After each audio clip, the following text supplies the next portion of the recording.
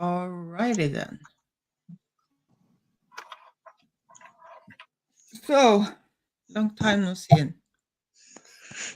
Yeah, it's been a while, hasn't it? Hello. So, what is everyone doing today, Maya?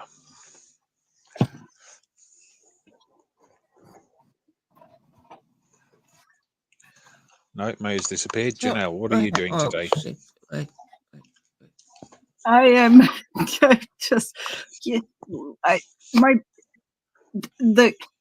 we were talking about time zone changes and numbers, and my brain is literally just like quivering like jello. So Yeah, just forget the numbers. Forget the numbers.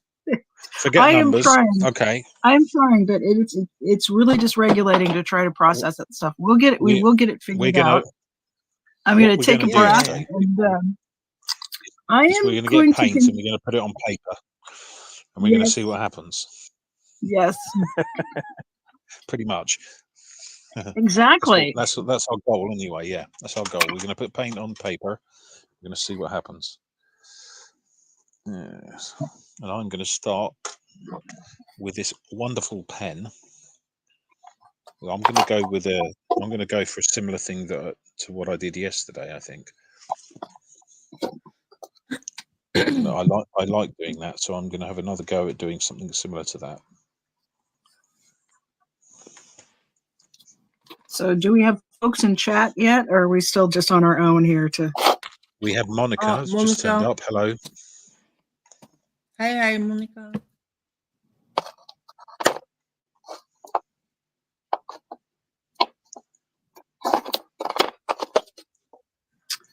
How are you today, Monica? How are what you? Have you been up to?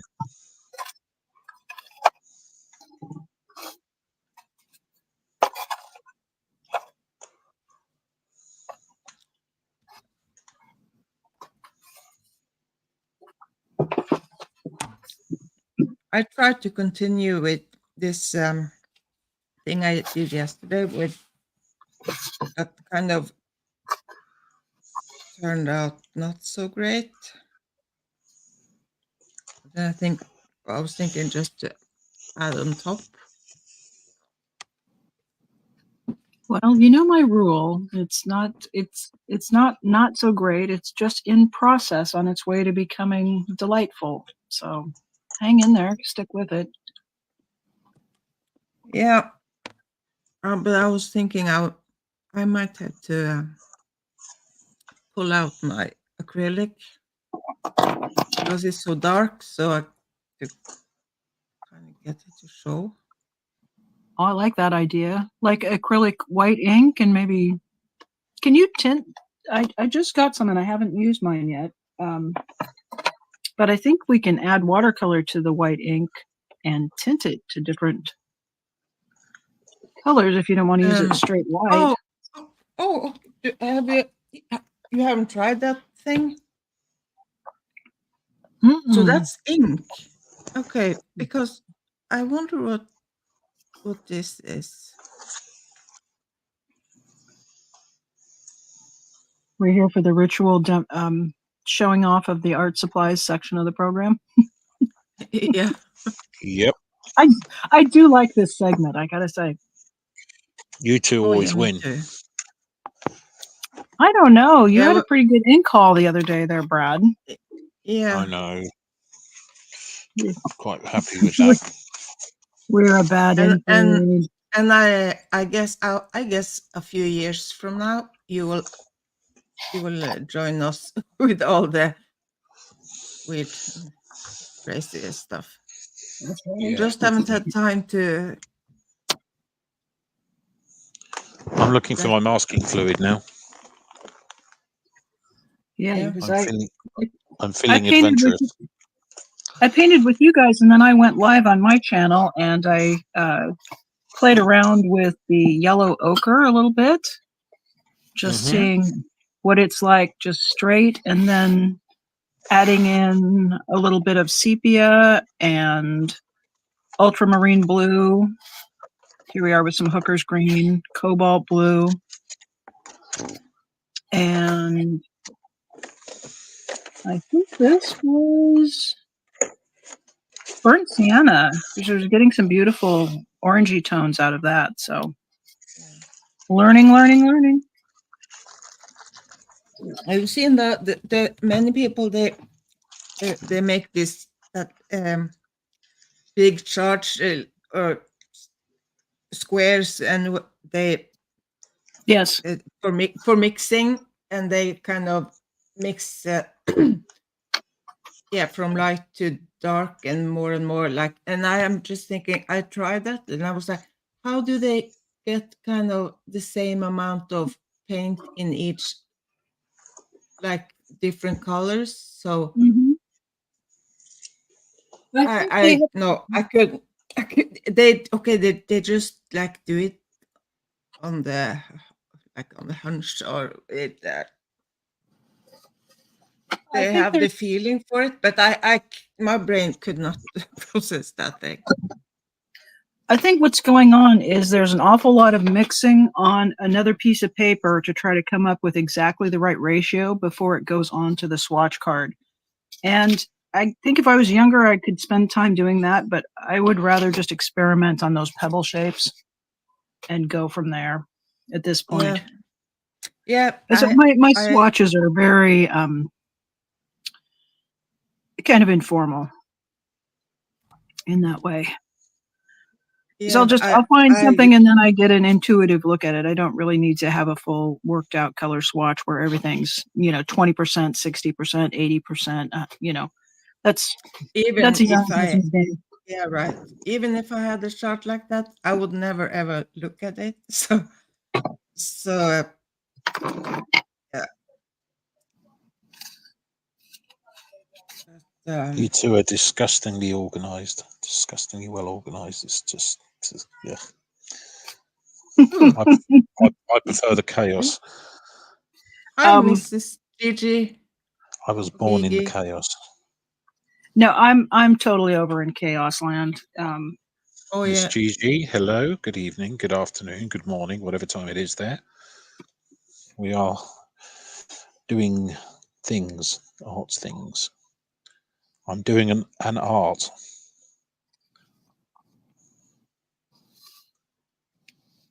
Well, I am. I've got a new product I'm giving a try this morning. I bought some Kuretake white ink, and it's highly opaque white ink for highlights. I thought it was waterproof when it's dry, but it turns out it's water soluble. So, But is it liquid? Is it is it hard? Oh, okay. Yeah.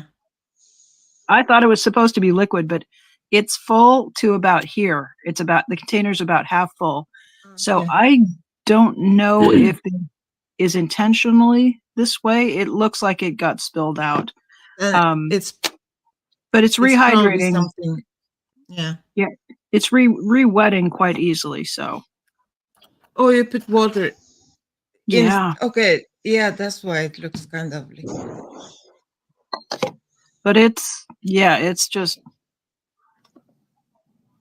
it is pretty.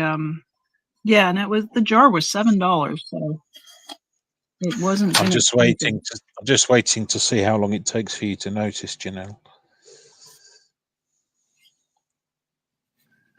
Well, since your image is kind of dark and about 3/4 of an inch, it might take me a minute. Are you working on more bubbles today? I am. I've got a cunning plan. I'm currently Do using tell. masking fluid, but have you noticed yet? That's the thing. No. Have you noticed what's different about my stream? Well, I see that you're exploring the world of black and white, so I assume you're having you're exploring contrast and what's the word I'm Yeah, looking for here? no, I did. I changed my thing I turned off the saturation and made it black and white, just to see how long it takes for you to notice. I am absolutely fried. When I got done with you guys yesterday, I took a little break and then I ran my live stream, which I was planning to go about an hour, but you know how it gets when the chat starts hopping and everybody's having fun. So that went for 2 hours. And So have you done 2 live streams since yesterday? Or was it this one you had just now? I was on with.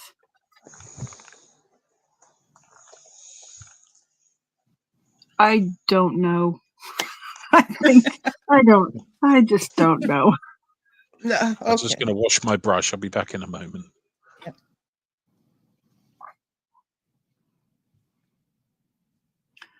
I think I ended up sleeping in the evening. I was going to take a nap after I got done with the live stream, and then I woke up and the cat was screaming at me because I'd missed her dinner time.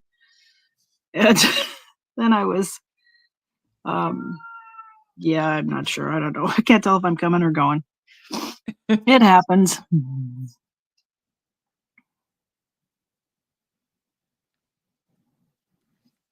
Yeah, I'm like, you know, my memory is so bad that, like earlier when we started talking in your stream about, yeah,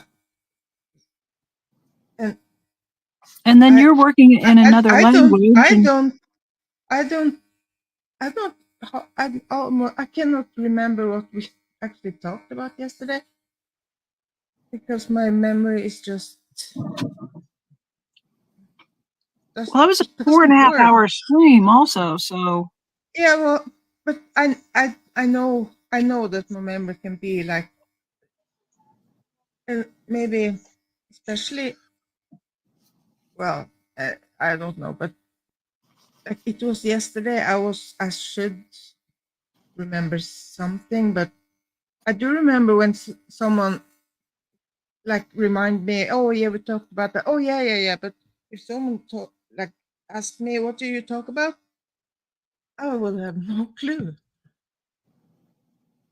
I know I went back in because I prepared a community post, which I try to do that if I do a live stream with you guys because I don't also simulcast it to my channel. Yeah. And so I do like to just get a community post and then put the links in. And then I went back and I was really quite pleased with the pebble drawing, the painting that I did. This guy, I'm just really jazzed about how quickly they went from blobs of paint to looking like pebbles. And it's I don't think they look like pebbles, like what I think about when I think pebbles. I think they look like rocks, like small, smooth rocks. Yeah, because like these pebbles, look like I think about smaller stones that is kind of on a beach. That's more like nice stones, or yeah, like the ones you would want to pick up and put in your pocket and take home with you. Yeah, so yeah, so and make like a Ooh, look at that. Ooh, that's excited. Sorry, I do apologise. I'm just getting overexcited about watercolour. Not a crime. We know you can get excited, then it's okay.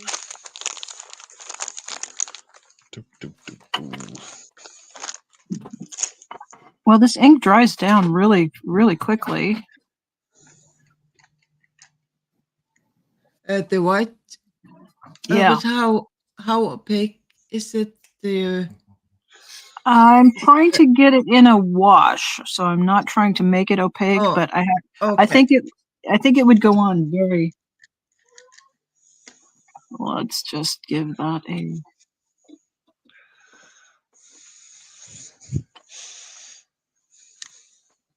one of my 27 pieces of extra paper here. Come on.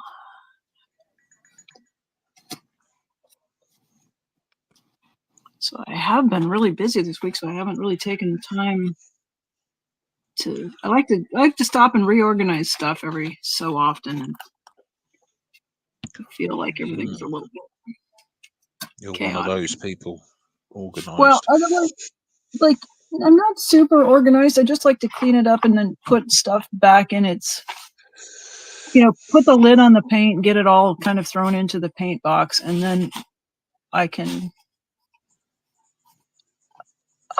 find something to work on when I'm. Yeah. There we go. My paint tubes or paint, the paint itself, I kind of have control over, like system or whatever, but the other stuff, not so much. Yeah, I really like this. I have this a lot of these boxes that I have. Like this is the blue nice. Box, and so it's easy, and they are kind of in a drawer, like right next to me. So it's I like easy. that they're translucent, so you can see your stuff through the sides of it. That's nice. Yeah.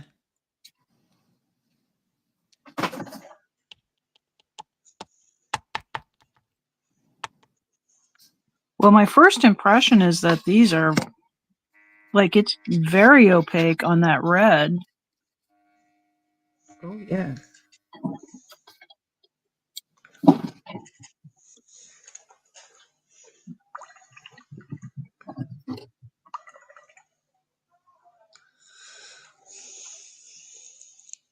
Well, Dun, dun, dun.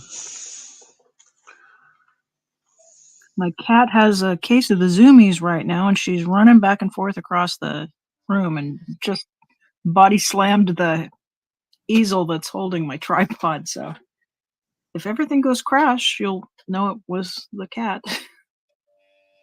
Blame the cat. Yeah. She doesn't do that too much. I know dogs kind of like to get a case of the Zoomies where they run in circles. She kind of like every couple of weeks I'll go notice that she's usually a very well-behaved citizen. So is she like an inside cat, or does she go outside? No, she's inside only. I've taken her outside a couple of times, like holding her, and just went outside I thought, oh, it's really nice. I'll go have a cup of tea on the deck, and I get her out where there's not a roof over her, and she freaks out a little bit. I think she's always been an inside critter, so I think the outside world is just a little bit too big and wide open. So it's good because then she doesn't zoom at the door and try to escape. So yeah, well, ain't we all? Oh, I'm like that too. So I'm like an inside cat. Out here, there's so many cars and so much traffic, and they Do you get the say that Zoomies, Maya? Do you get the Zoomies as well? Do you? Oh, yeah. Sometimes I can. Oh, this lamp black is beautiful. Oh, lovely, Charlie. Ooh. Sorry. I don't think I ever heard anyone be Look at so that. excited and say, "Oh, the black is so nice." It's that's so nice. It is. Wait till you. It is. I've kind of wait till you try for lunar a fair black. amount of time. I've been. Oh yeah. Yeah, you think What, lamp black is sexy? Wait till you get to lunar black. That'll blow your socks off, curl your toes. Sounds good to me. So lunar black is that? That's Is it Daniel Smith? Thing? Yeah, it's yeah, kind of magic. There is not it's not kind of something that other brands have too. It's kind of their thing, right?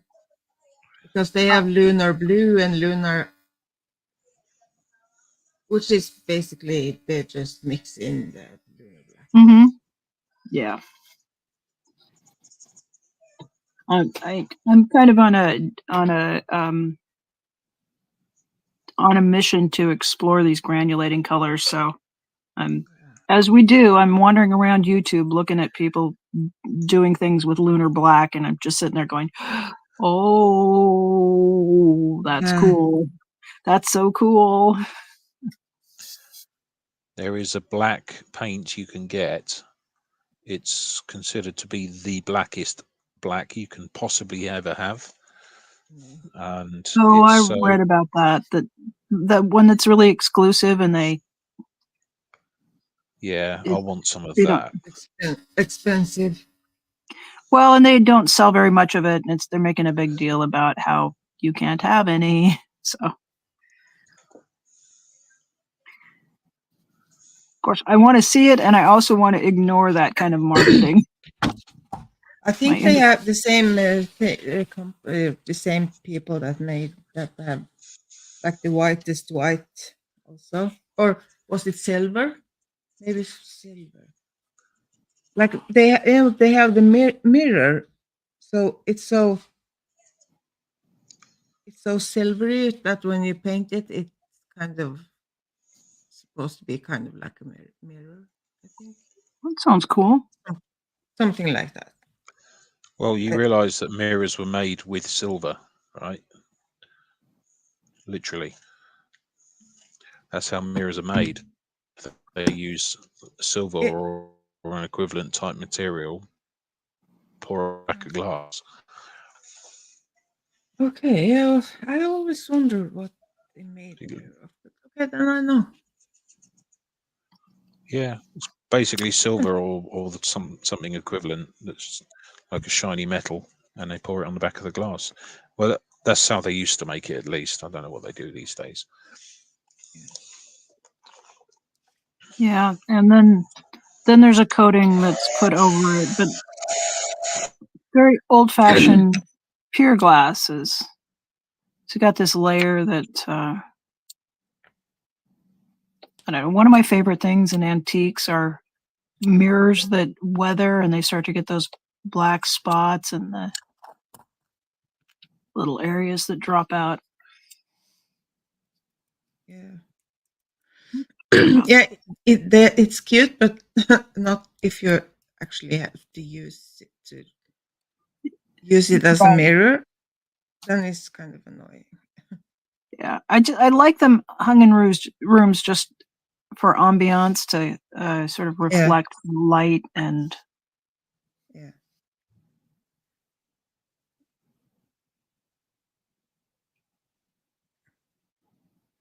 As decoration or something. Yeah. Well, especially in the winter time when it gets a little bit dark and you can. Yeah.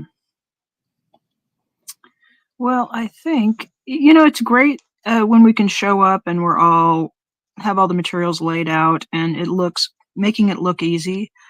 But frankly, most of the time I'm working, it's a little bit of a struggle to either get the materials to do what I want or to get started on a project. So I think this morning for me, this is kind of a real look at what it's like to work as an artist every day. It's I'm not just extremely all disorganized. Yeah, I'm very disorganized. I am. I don't know how Maya does it. How you don't know how? How you're so organized? What make you think that I'm so organized? Well, you always have everything you need, and you've got pots for things. Yeah, you're well organized. Unlike me, which is just like I said. I mean, I got my art tin, and everything's in there, and that's it. I don't have any. Well, I don't have very much else. Yeah, but you Look, don't it's need all the space. Can you boxes see it? with. It's deep space. Yeah, yeah, I can see. Oh, that. What are you using for your splatter there, Brad? White ink. Waterproof ink or water soluble ink? It doesn't matter because I've done all the water now. I don't know. It's the Windsor and Newton ink, 974 white. I'm not going to be putting any more water on this section of it now anyway, so should be fine. But I'm using a bit of straw, literally straw, and just tapping it on with the big paintbrush, which is nice. This is a technique I watched Maya do. So Yeah, you can also do it's a it the good. other way, but you need another brush, maybe. You mean you didn't just grab the biggest brush in the pot and then get it soaking wet and then splatter paint all over your surface and 3 feet around in all directions? No, I have got a bit of. No, I would say 97% of the ink is actually on the paper where it's supposed to be, which is quite impressive for me, to be fair. It's impressive, indeed. Although, to be fair, if I look closely, I might find a lot more where it shouldn't be. But I'm not looking there deliberately. Was I streaming with you guys when I was splattering pink? I have been finding pink dots on stuff all for the last 2 weeks. I get carried away with the splatter. It's a lot of fun, that technique. What I like about this particular technique is that all the dots are tiny little different shapes and sizes. You get some really tiny ones and you get some really big ones, and they're all random as well, so it's really cool. Splattering, I love the splattering too. So I think that is done for my splattering now, and then I'm going to add some detail in somehow. And also splattering just like on a damp where the paint is kind of damp, and it just splatter just plain water. Mm-hmm. No, I dried the watercolor beforehand. Yeah, dried but the watercolor though. Just splattering plain water onto a water media. It'll create little hazy light spots that are quite lovely. It can be a cool effect. I like it.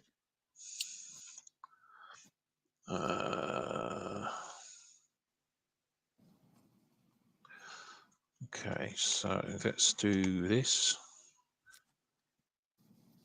I don't know about this. I kind of lost that. Not feeling it, huh? Yeah.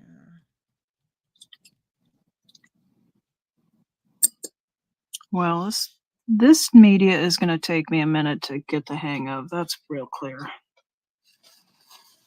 Really? Is it too white? It's quite stark, and the viscosity is different from the watercolor. And I mean, I just opened the jar 10 minutes ago, and I expect myself to be an expert with it, which is completely unreasonable. So, no, that's not no, that's that's what it has I to be think. perfect. It has to be perfect immediately. Well, it isn't, but the trick is to just to stick with it and to. Hi, Stacy. Make a little progress.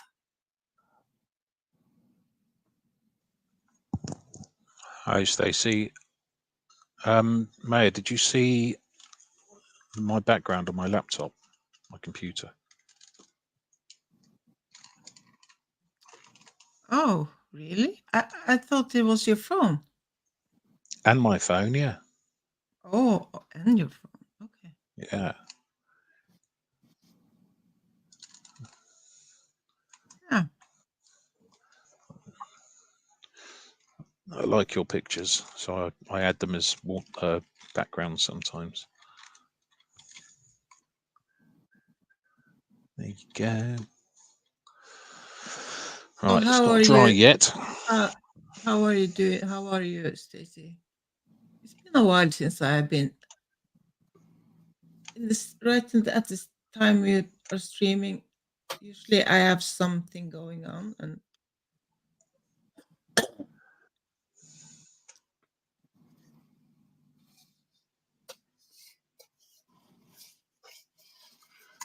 Well, it's nice that we were able to match up a good time for us and a good time for our viewers today.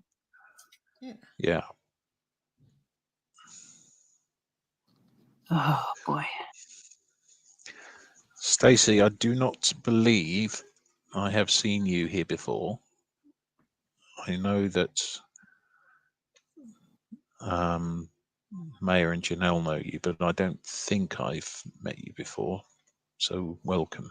It's good to meet you. Yeah, that's a new name Stacy, for me too. Stacy does kind of every day. Kind of, she has like art streams where just people can come and hang out and just she do like diamond painting and or crochet or oh yeah, okay, Um, yeah, you haven't been can streaming you, so Maya? much. Can you drop a link, please, Yeah, for I'm Stacy so I can take a look and follow? working on it. Let me see.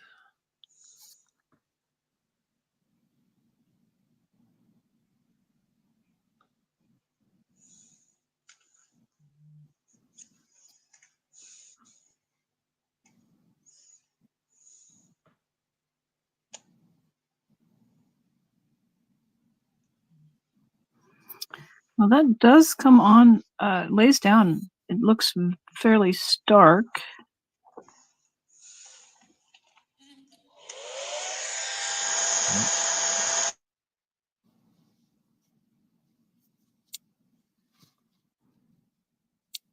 But I was using the Neo Color 2, which was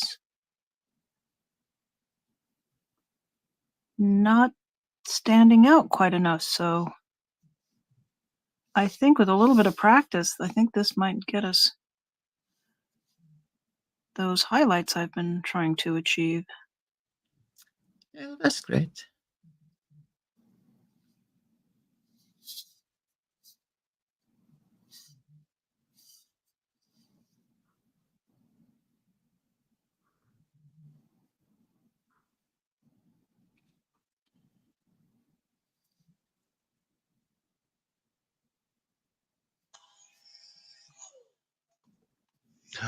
Oh, Maya, since I started using the hairdryer, as you instructed me to, I Yeah. have destroyed considerably less art.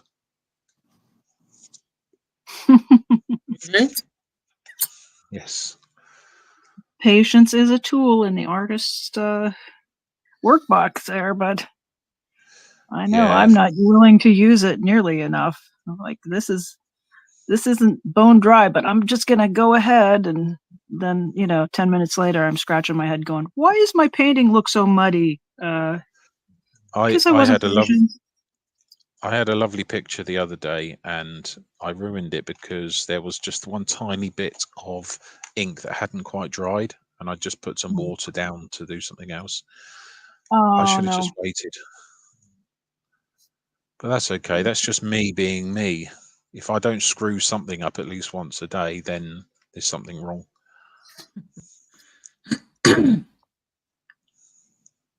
I think we've all been there with the one drop ruination.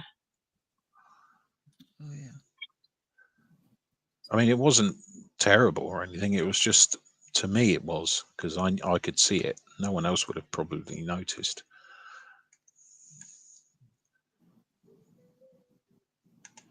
I think it's the agony and the ecstasy of watercolor painting Like it is 99% agony.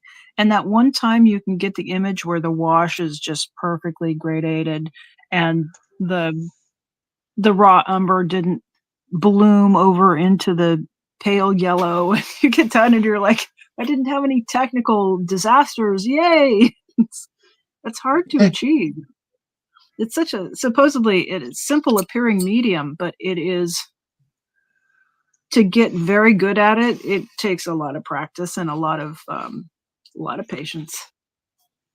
That's why when we see Maya's paintings, I mean, that's why I know how hard it is to do that. I'm just oohing and awing over your successes. I still think And it's I'm not, and I'm not doing. I'm not even doing anything advanced. It's just simple. Oh yeah, look at this. So, I Miss found Gigi, your. sorry, Oh, shut. I will have to try and share. Miss Gigi, I was already following you, but Stacey, I've just followed you, so I'll take a look at your work at some point because I love learning from other people. So it'd be interesting to have a look.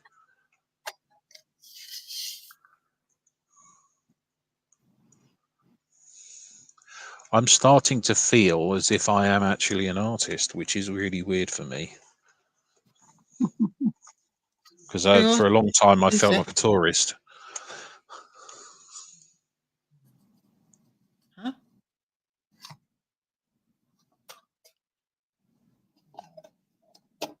I lost something in there.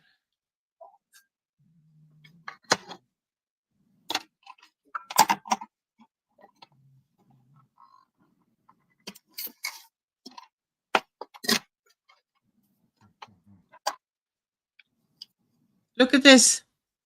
It's your. wow. That's kind of what I am picturing. Nice. What are we looking at here? Is this a watercolor or pencil? No, no, it's a picture from Pixabay. Okay. So Are those AI images or they're like stock photos? No, I think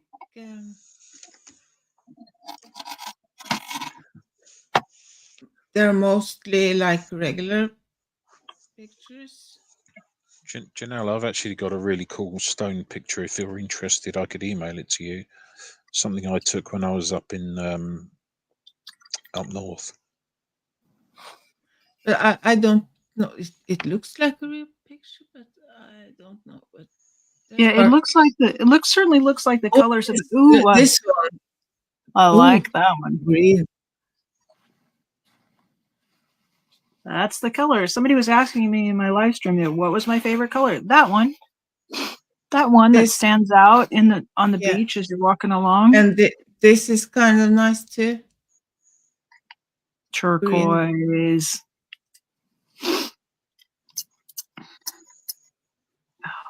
Okay, let me see if I can unshare. Oh, okay. Okay. Yeah, that was easy.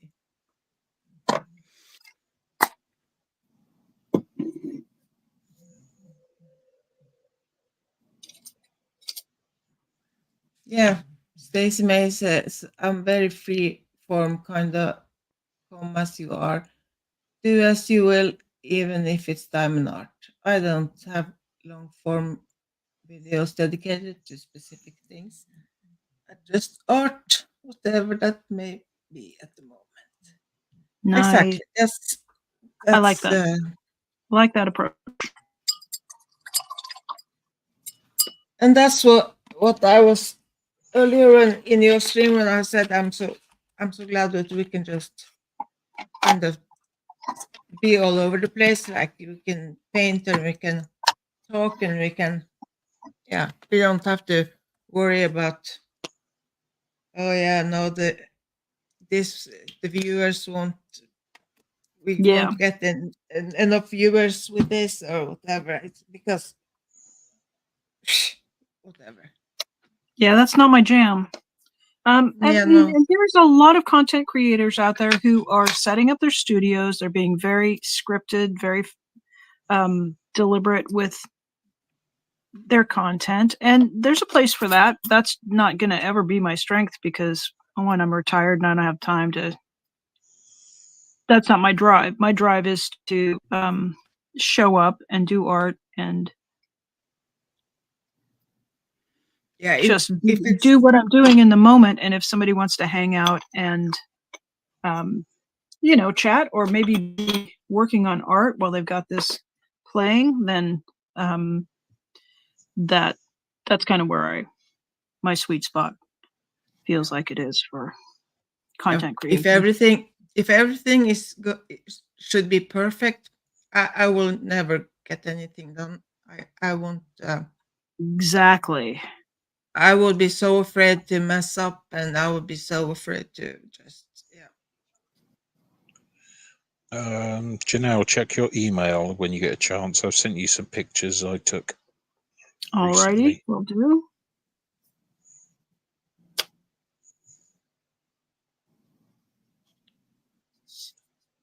In fact, one of them's not very good, so ignore one of them. But Judge it harshly and let you know. No, I'm kidding. no, it's fine. It's hard to focus. But my girlfriend Sarah, she has this habit of collecting stones from the beach. She's a bit of a pain in the butt about it because I'm the one that's carry them all. And there's one I picture there like of her more and more. Yeah, A girl and after my own heart. you'll notice that there's stacks of stones, and that's just outside our place where she's put them all in stacks and stuff. But there is one which is a close-up of stones, but in the background you'll see that there's a building and what have you. But yeah, have a look at them when you get a chance. You might like them. Might be some useful inspiration for you. Right. Who knows how I can take this masking fluid off without destroying everything? Because last time I tried, I destroyed everything. Wait till. Are you ready to paint the area underneath the masking fluid? Yes. And everything else is bone dry. Bone really dry. do. I've Absolutely. been using, because I've been using the hairdryer, and I've just checked it all, and it's the driest it can be. So if you're at the very edge of it and you can roll your finger and get a little edge, if you can do that easily. Otherwise, I use a kneaded eraser to get it started and just go gently. Brad, Yeah. If you lay the finger completely flat. Yeah, I've if you look, Yeah, I've just started. I've managed to nice and gentle. No rush. I always use my fingers. I don't have anything else to masking fluid, so I just use my. Yeah. It's okay. I haven't never destroyed anything because of. But you're not me. I have this habit of destroying things. Don't know why. Use half the force and 5 times the amount of patience. Yeah, that's the problem with me. I'm 6'3". I'm a very big person with big, strong hands, and have a habit of breaking stuff. All right. The other trick that you can do, instead of using your index finger, use your ring finger. It actually has about half or less than half the force because your ring finger and your pinky finger share a nerve, along with, if you're me, half of my middle finger. It's all on one nerve, whereas your index finger has one nerve, so it's quite strong. So if you find you're being a little heavy-handed with it, switch and use your ring finger because you don't quite have the dexterity of your index finger, but you also don't have the force. So that will force you to be a little bit more gentle with your touch. Okay. So that makes sense that these two are sharing because the tumor I have on my nerve, it goes to these two fingers. Mm-hmm. So if you try to extend I didn't know. I haven't kind of that So if in. you try to extend that finger, I've had a surgery where they did a carpal tunnel surgery. So on this hand, I can extend my ring finger out separately, but you see how my little finger kind of shakes? And on my other hand, where they Yeah. haven't interfered with the nerve at all, to extend my ring finger, see that the little finger will go right along with it. You can't hold it down and just extend your ring finger. And that's because they share a nerve. It branches. It's the same nerve and it branches right about here. Yeah. But up to here, it's still one Yeah. nerve for both fingers. So Yeah, I can't do more than this.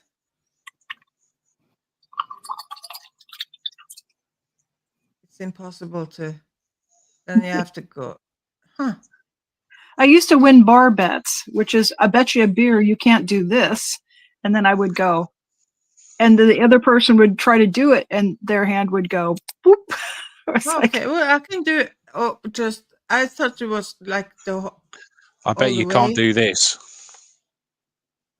I cannot, and I do Yeah, not even want to no, try. not that much, but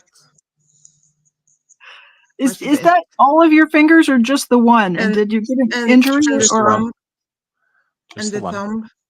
How much can you? So just You guys, is you it guys, is it I just have the had. one finger? Brad, is it all your fingers? No, it's just, well, yeah, kind of. I can do it with most of my fingers, but mainly that one. You seem a little hypermobile. Yeah, I do. Yeah. Can you do that? No, Yep. nope. I have so much arthritis now, my hands won't do any of that stuff. But when I was a kid, I used to be able to bend my fingers all back to almost a right angle with my hand. But People get kind of grossed out of my thumbs because I can.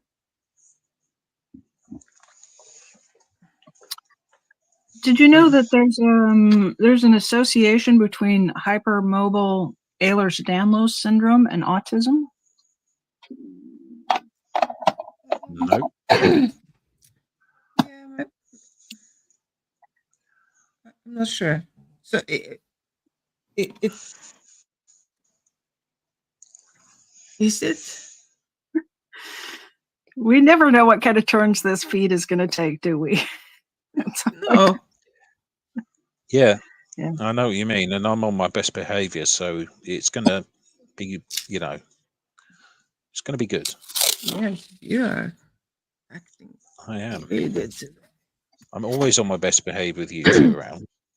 You As didn't long as even comment. everybody's You didn't fine. even comment when I used the. No, hey. The vibrator. Okay. Now it's the square. Hang on, I have to see if I can. StreamYard, I've been switching. Okay, we're back. Well, it's because it didn't sound like it. It didn't sound like it was May after hours time. Oh, yeah, it's too early. It's not after dark.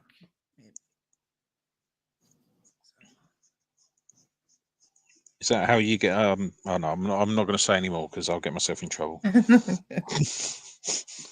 I think actually the time where I think it's like the safest to just cut loose is the time where I discovered the more children lurking in the chat. So. Oh, Yeah. yeah, but It's the like thing is, when I make these jokes and what have you, I make it in such a way that it's not really gonna. Kids probably won't even know what I'm talking about most of the time. That's what I aim for anyway, because I don't want. But my chat is always set up for. It's not designed for children, so I put that out there. Yeah, Me I too. wish And I wish the platform would require people to like for kids to have to be in content that is only made for kids. Well, actually, it is. But obviously, you can get around that very easily just by clicking a button saying I'm over 18. And kids nowadays they can often they can more about this stuff than the parents, so they Crap. just go in and Shite. yeah. I've broken it. Bugger. Oh. This, But I'm thinking I we don't talk like completely crazy and go all in, because I would if you wasn't live, but I won't, because so It's not my I, general nature to engage in a lot of ribald conversation just in life, so I'm yeah, probably not right. gonna So be on but the internet and I can go like, if the direction is going a weird way, I kind of follow. So but I stop. So, and my content is not for chill, like it's, yeah. they should be well So bored if and off to so something if else by now.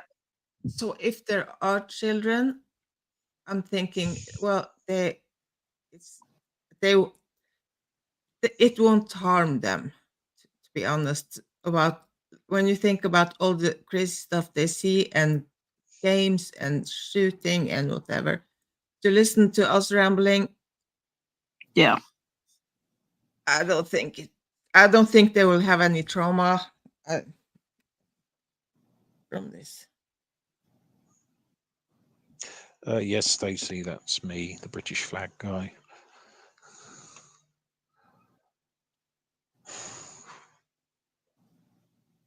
All right. I think I switched to another painting that has a lot of deep dark colors and mixed in a little bit of watercolor with the ink. And I think I might have found the application for it here.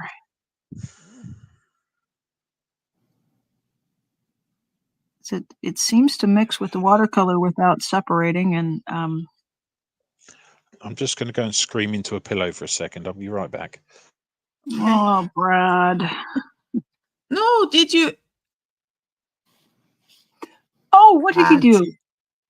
Oh, the agony of defeat. I didn't even see him do it. No, not me. I was kind of busy looking at the.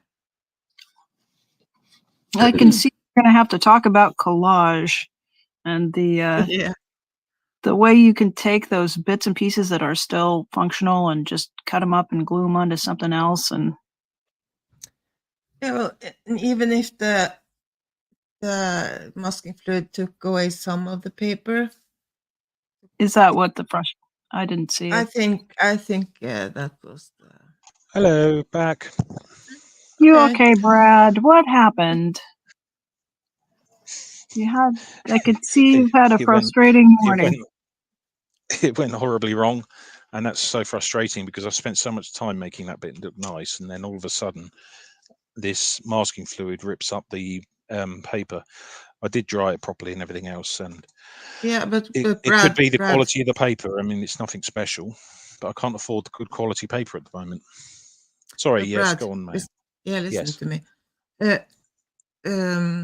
Yeah, it can be the paper, but also it's not the best to use hair dryer on the masking fluid.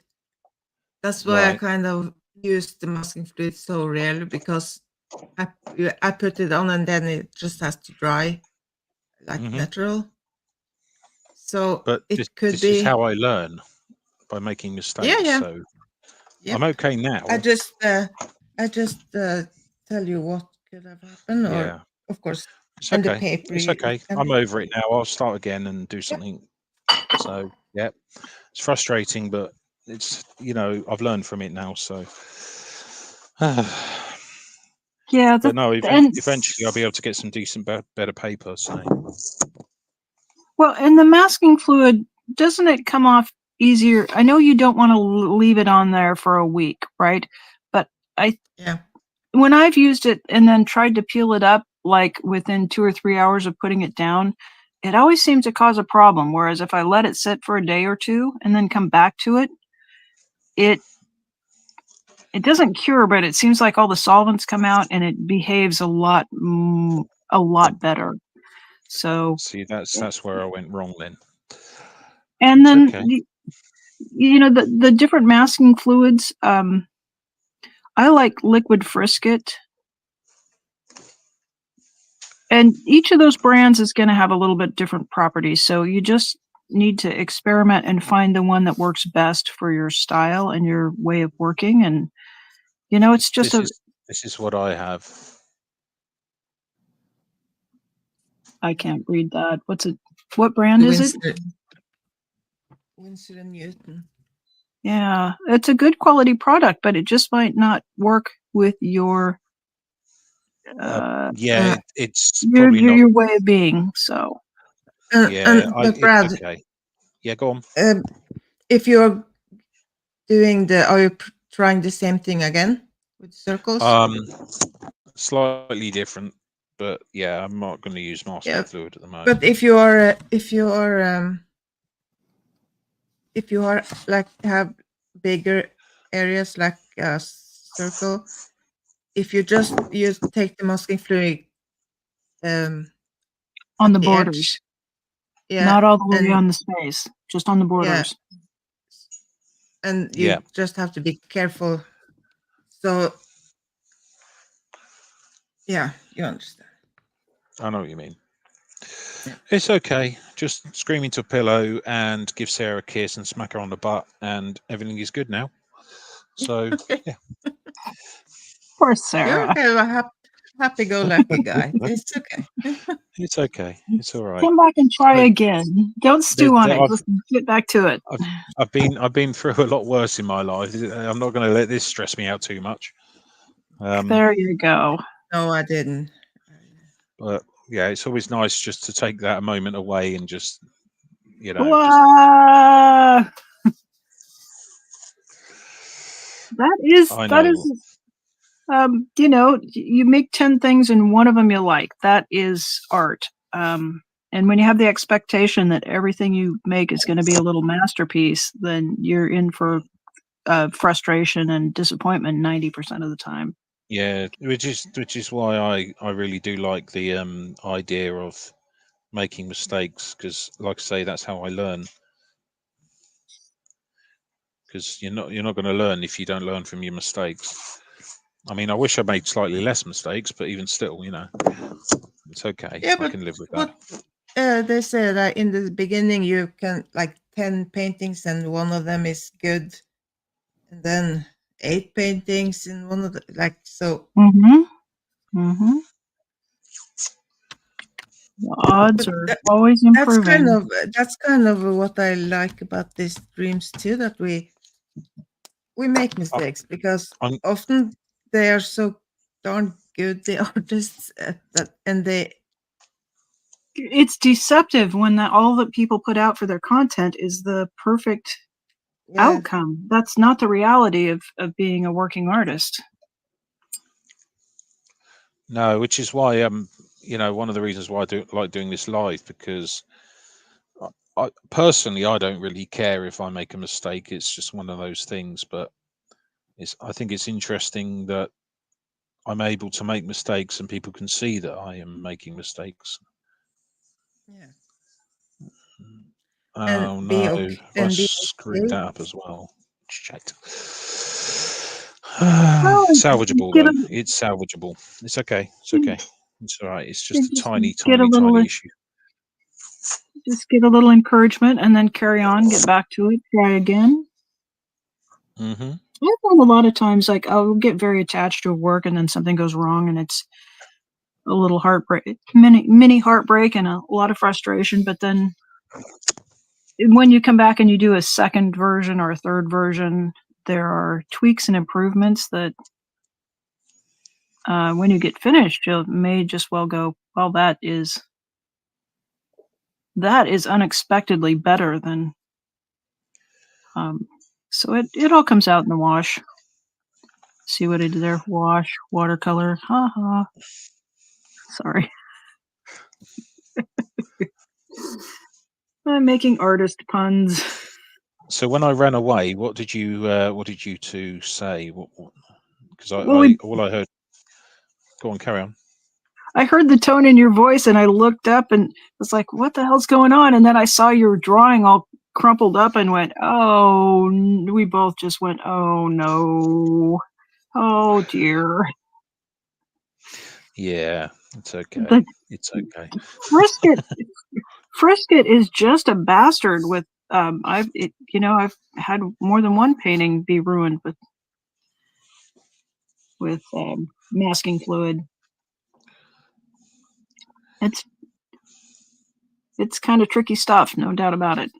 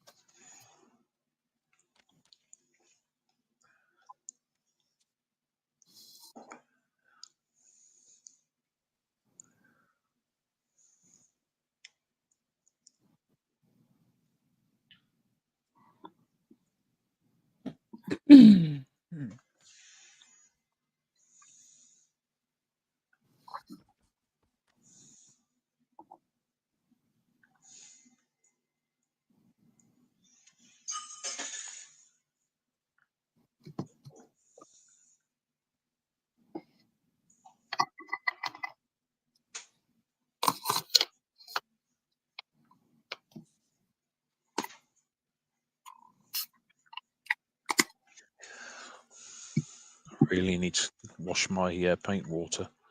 Get some fresh. Sarah, love you. Could you come here a second, darling? Dear? You're a rascal. I'm always in trouble. She knows you want something when you got the terms of endearment. It's like, is it tea? What is it? Yeah. If you ever heard me say change telon care, my means water tea. and bring me some tea at the same time. So. Yeah. Really? She's making me a pizza now. Right now. Oh. Well, she deserves accolades and kudos for. Well, honestly, she needs a medal for having to deal with me.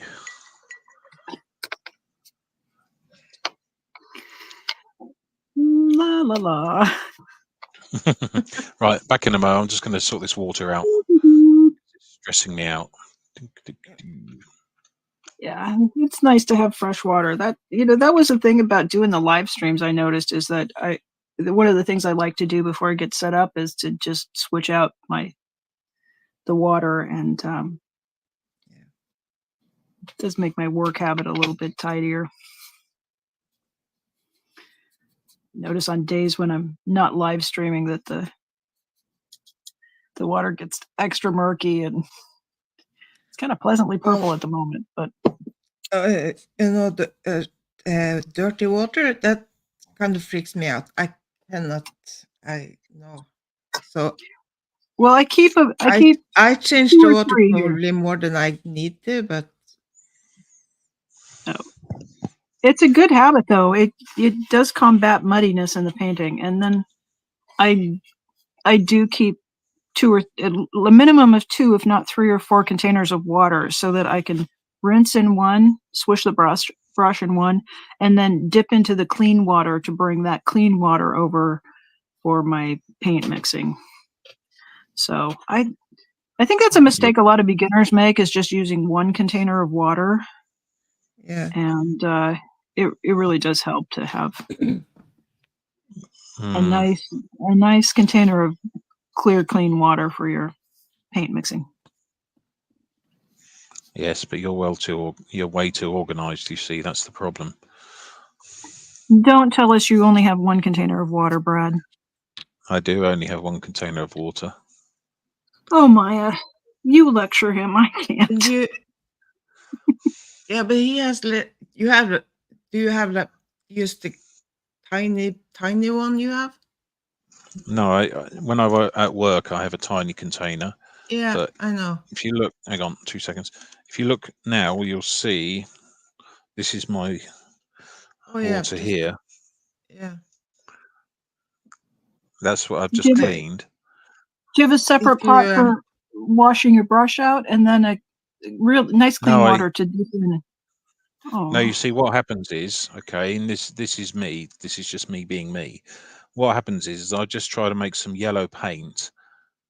So I took some of the dirty water and then obviously put it into the container, and then it comes out like a muddy yellow.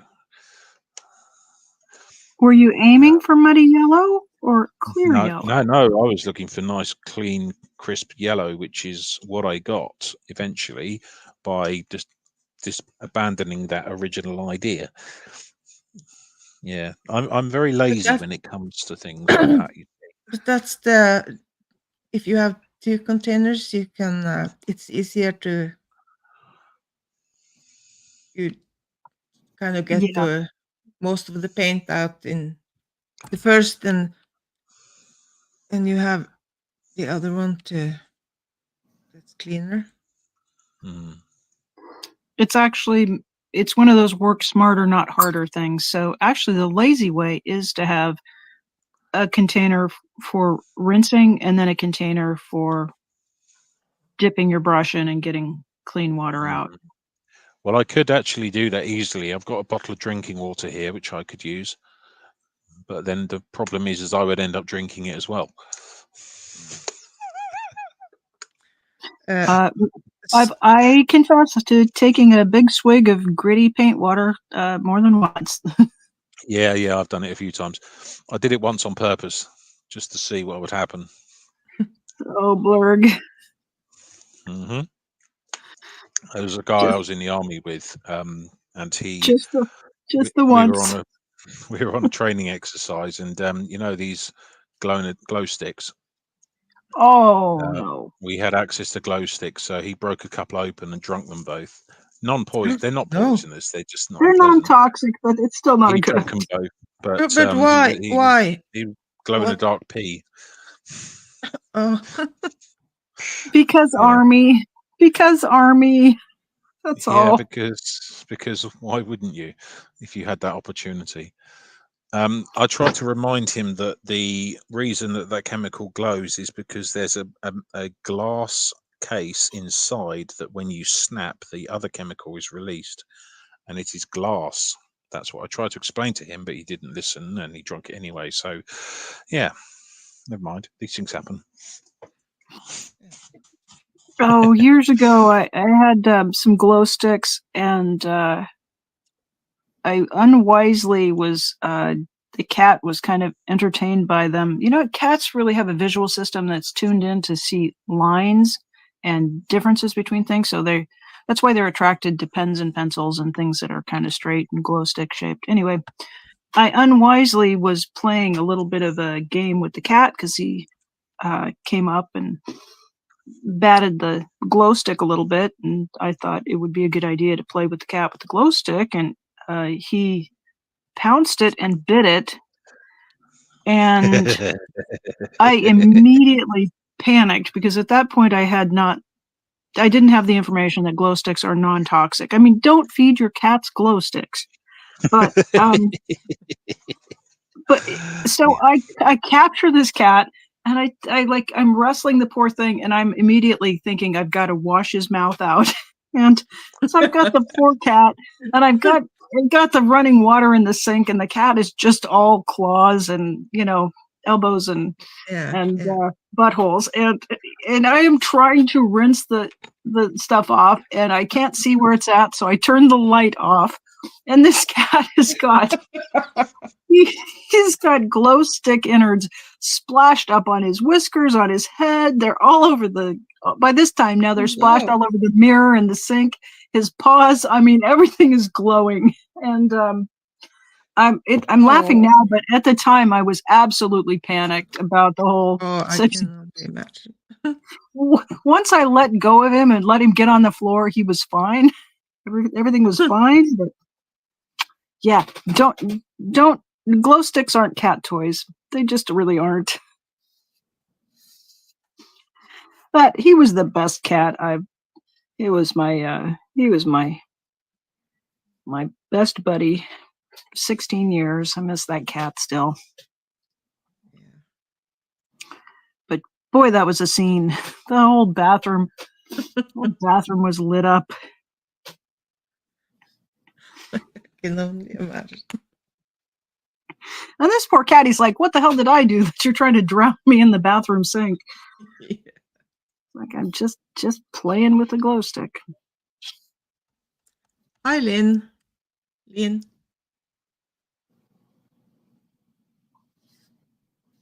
Yeah, Stacey May said probably when we talked about how it's not perfect what we do, and she said, "True, that's why I do lives. It's all a part of the process." So, Yeah.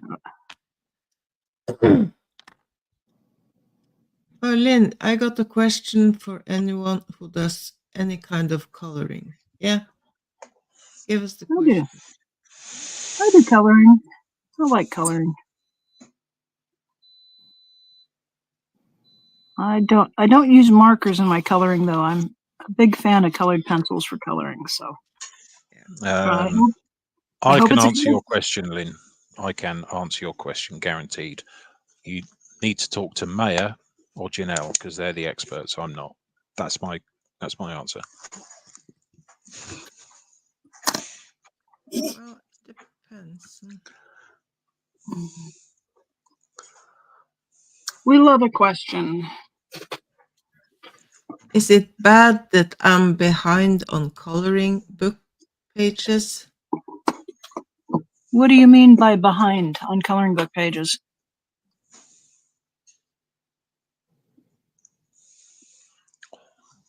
I think it's bad if you open a coloring book and you start on page 1 and you don't go to page 2 until you're done with page 1.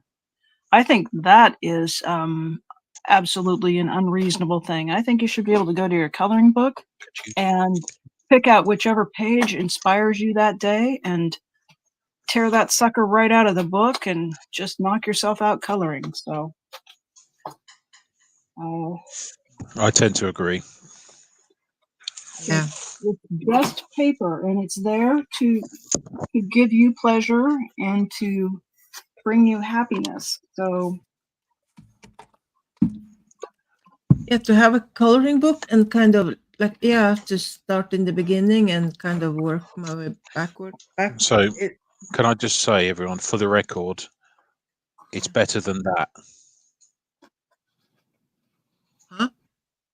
It's better than that. Yeah.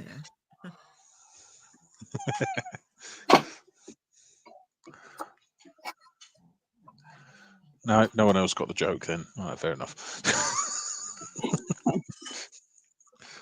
Was it the way to happiness? Huh? Was it the way to happiness? Yeah. Oh, well, definitely. Yeah, I think it's also perfectly great if you're working on something and you don't like it, you don't have to finish it. Yeah. You can color, and if you don't like the background, that's what black and gray is for. It's just paper. Was that inspirational and helpful? I hope. So Lynn says, like a lot of people do 70 to 60 pages. I haven't done that many pages this month. Oh. Like one of my friends always does 100 and some pages a month. And I never do that many. I only been working in 5 coloring books this month. So why do you have to do as many as your friends? Exactly. That seems like my parents used to say to me when I was a young person, if all your friends jumped off a bridge, would you go jump off a bridge? No, you do I got you. that one too. Yeah, no, if it I think 50 pages a month, just for the sake of doing 50 pages a month. And the next question I have is it your job to just sit and do coloring book pages? Because that's a She lot of says, coloring. I try to do at least 20 or 30 pages of coloring because I do completed coloring pages at the end of every month. And I was Hello, just Raoul. wondering if it's bad that I'm behind on how many coloring pictures I do. Yeah, like I said, why do you have? I would say do as many as you feel like doing. That sounds like a good way to suck the joy out of coloring, is what it sounds like to me. I roll. Hey, Raoul in the house. I really didn't say I was doing that many pictures. I was just wondering if it's a bad thing. No, it's not a bad thing. Not at all. No, do the amount that makes you feel joy and some sense of satisfaction. There's nothing like a quota to make you lose a love My for my what answer you. my answer to this is very simple. Do as many as you think is correct for you. Okay, not for whatever anyone else says. If it's correct for you, it's correct. Yeah, and if they want you to do more than that, you just do what makes you Stick it happy. up their butt. I get stressed. Listen to this. I get stressed about coloring. I'm sorry. Well, you shouldn't be stressed about the coloring. The coloring should make you feel relaxed. Isn't that the If point? you're being stressed about it, it's something wrong. I think Don't this is worry. You do as, and that's the beauty in art, that there's nothing wrong. There's nothing here. Who can say something is right or something is wrong? It's you decide for yourself what's right for you.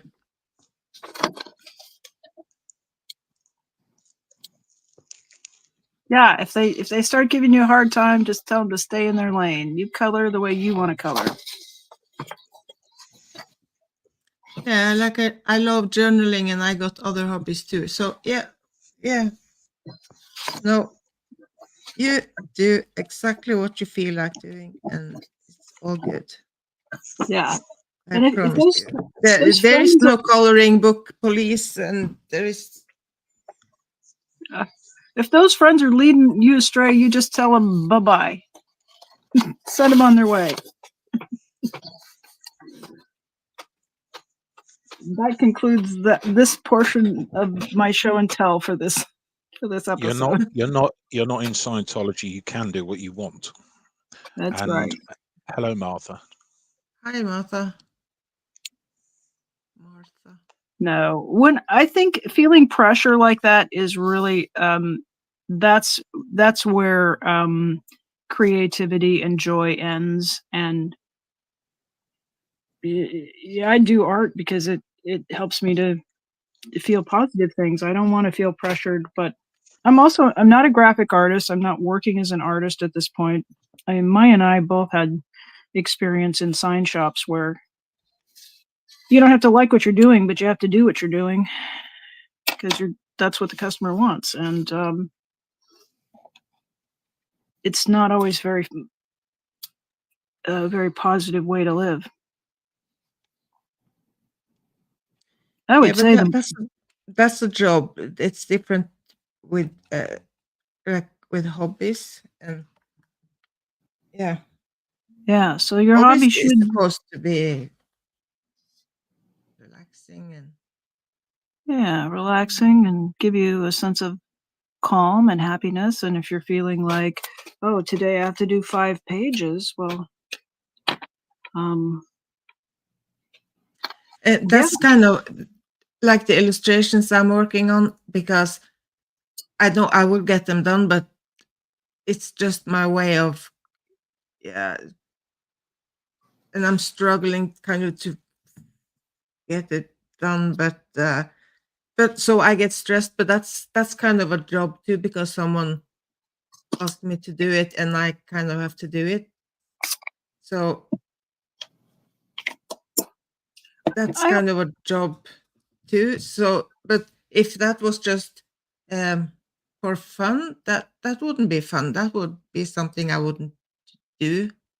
That's why I don't really like to, yeah, like commission. I do some commissions, but I don't like it really because it makes it no fun. Yeah, I want to say this also. If you're in a group and you're doing 2 to 3 pages a day and you're feeling pressured and that's not much fun, if you might go ahead and speak up, because if you're feeling like that's not much fun, I'm guessing that you've got another friend or 2 or 5 in that group who's also feeling like it's pressured. And I would say in a 30-day period, a much more reasonable number would be a page every 3 days, unless your pages are 3 by 5. But if you're working with a standard 8.5 by 11 or bigger page, and you have to rush through it, you're depriving yourself of the joy of working out those design problems. And each new page in a coloring book has these opportunities to learn and new design problems. You know, do you want to use this color or this shading technique, or maybe introduce a texture? And so I'd bet there's somebody else who's maybe feeling that same way. So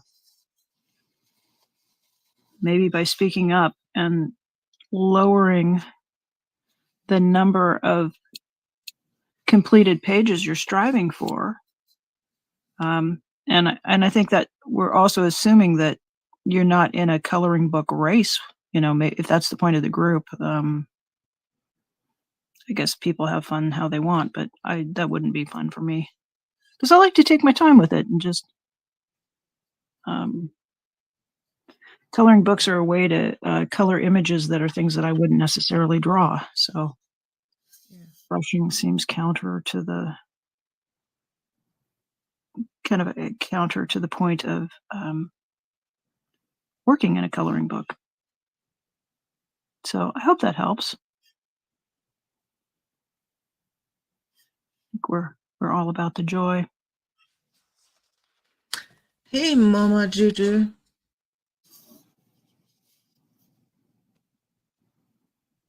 I kind of didn't get the sense that the friends are, that it's the friends that expect that. It's you yourself. Maybe.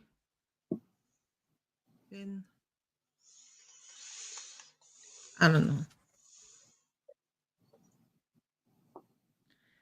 But anyway, coloring books are for stress relief. In my book, my coloring books are for stress relief. I have other ways, but yeah, same thing. And no, that wasn't meant to be perverted. Before you say anything, Janelle. I was, yeah.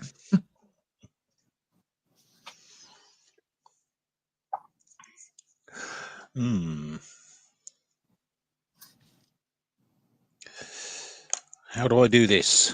How do I do this, people? It's going to take a bit of time, but we'll get there. So what are you going to do? Another ink wash for your background there, Brad? You've gotten. I'm actually going to be doing, you know, the one I did yesterday. For those that haven't seen it yet, it's that there. I'm going to be doing a similar color background to that. Oh man, that turned out beautiful when it dried down. That's gorgeous, Brad. Yeah, I don't know if I'm going to add anything to the circles in the middle. I'm not sure yet. But instead of drawing individually, I'm going to use the ink splatter technique that I just used that failed. But the idea is I'm going to have in here, this is yellow under here. I want to have sptv.space, and then there's I don't know if you can see at the top there. There's a little alien ship. Yeah. That's going to be Xenu. That guy. Bloody Xenu, pain in the ass. Yeah, so that's what's going to happen. Hopefully, we'll see how it goes. Has anyone seen Fluffer? I haven't seen her for a few days. Yes, Fluffer was in my chat last night. Oh, okay, cool. I didn't see her. I just wondered if she was all right. I'm sure she is, but I'm sure they are, should I say. Yeah. I do apologise. I do get that wrong a lot. It's my dyslexia, stupidity. I don't know what it is, but pronouns confuse me. It gets better with practice. I've had a conversation with Tilty and Fluffer, and they realise that I'm not doing it on purpose, so they're not worried if I get it wrong, which is quite nice of them. I appreciate that, because I do genuinely try to get it right, but I get it wrong so often.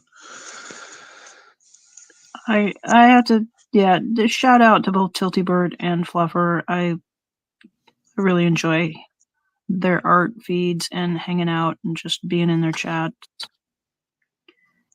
They individually and collectively. We get the two of them together and they just start cutting up, and it's a good time. It's so hilarious. I don't think I help either when I'm in the chat, because I'm the one. I cause a lot of trouble as well, to be fair. Yeah, well, it wouldn't be the same without the trouble. I'm there for the giggles. Yeah. It's all going wrong. Take a breath. You got this. So Lynn says she's coloring in her Harry Potter coloring book, and I love the man's voice, by the way. So she loves when you talk. The man. The man. Oh, I You're don't the know. man. Why, thank you. I get told quite often that I might be a real grown up, but I act like a child quite often. So, yeah. The man's name is Brad, by the way, if you're interested. And I'm told I'm lovely. Right. Yes. So, anyway, I know what I'm doing now. Allegedly. Yeah.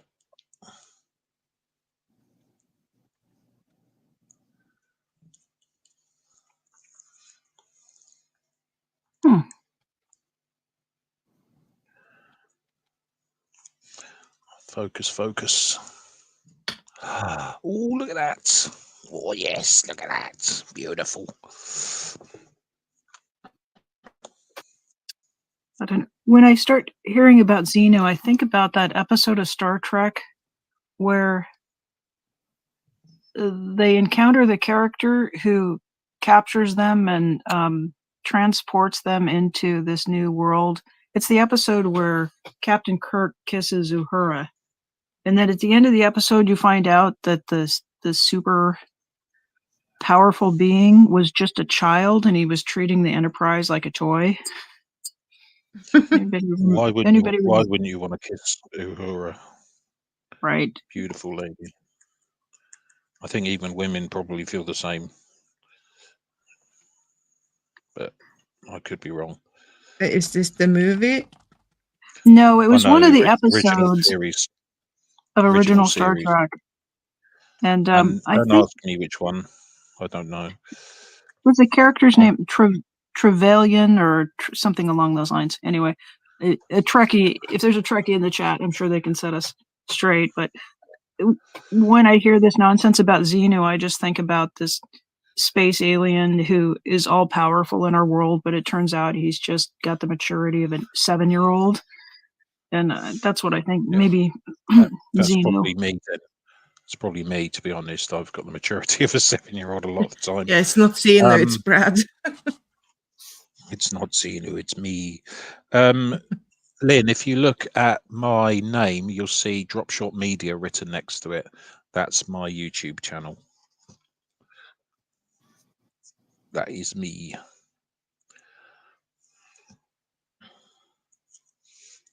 Still going wrong. Oh, don't worry, Lynn. We're just talking. We didn't mean anything. Oh, Lynn, you no need to apologize. You call me anything you like. Okay. It's not an issue. So, Lynn, are you a student? Are you in school? If you go to my description of the video. Both Janelle and Brad's link are there. I can see if I find my. But yeah, you can also just search Drop Short Media, which is written next to my name as well. Whatever works, really. And yeah, don't feel the need to call me Brad. You call me whatever you like. It doesn't matter to me. I don't stress about things like that.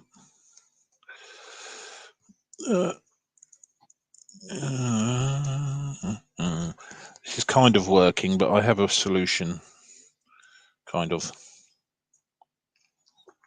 Well, can you talk out what you're doing there? What are you? Okay, Is that paint so you put down? It's not masking fluid again, is it? no. This is. Hang on.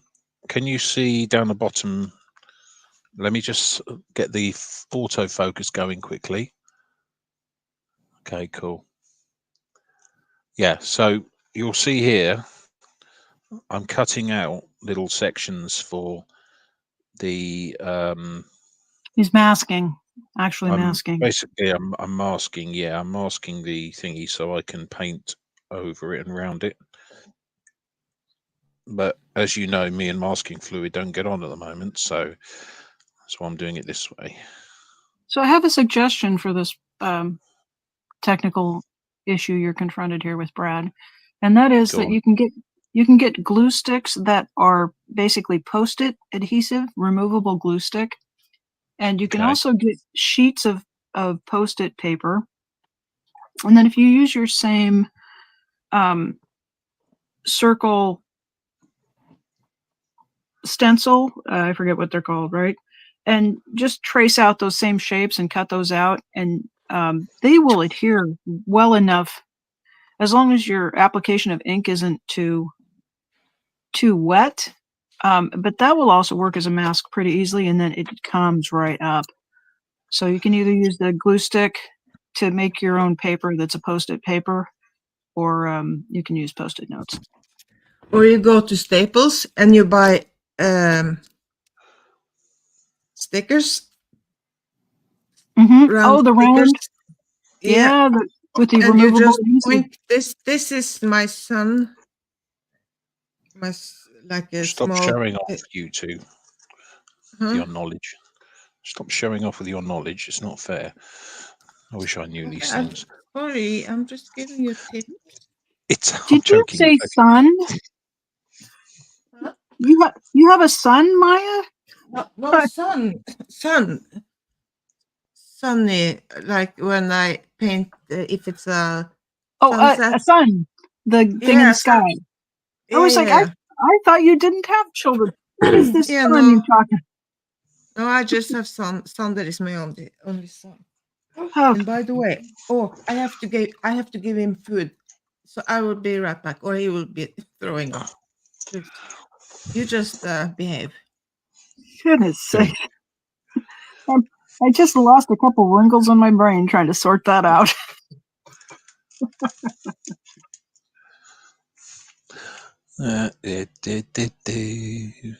Okay. This is where my homemade device comes in handy. All right. Got my fingers crossed. I have this amazing device that I made myself. And what it is essentially, it's a little magnifying glass on the end of a chopstick that I can attach to my glasses with cable ties that I've cut to size. And what it allows me to do is look really closely at something without having to hold a magnifying glass. If you want to see it, you can. You see that? I like these guys. You see that, Janelle? Yes. I like it. These are the visors that have the magnifying lenses. Yes, yeah, but I don't have your budget, unfortunately. Harbor Freight. I don't know, $5.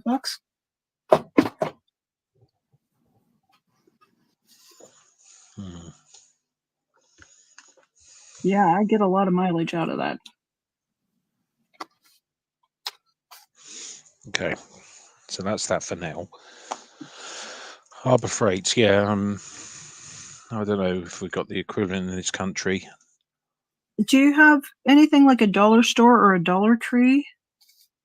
We've got those. Um, Oh, every zip code in America has one of those things, I think. And it's yeah, all so stuff that's made in China and it's imported by the container load and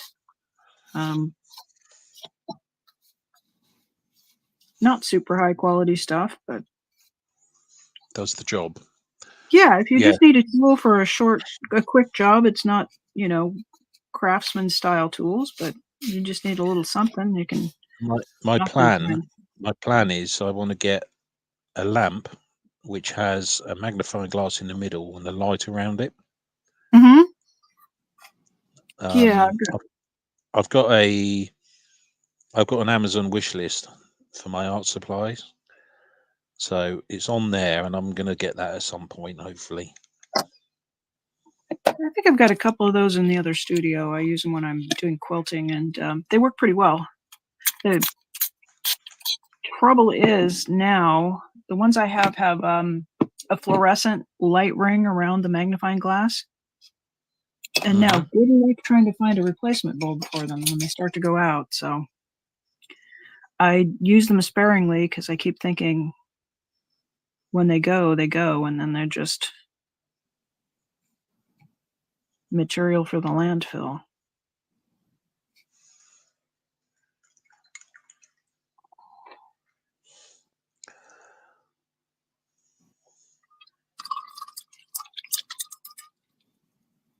We've gone to regulations in the States that are just favoring LED lights.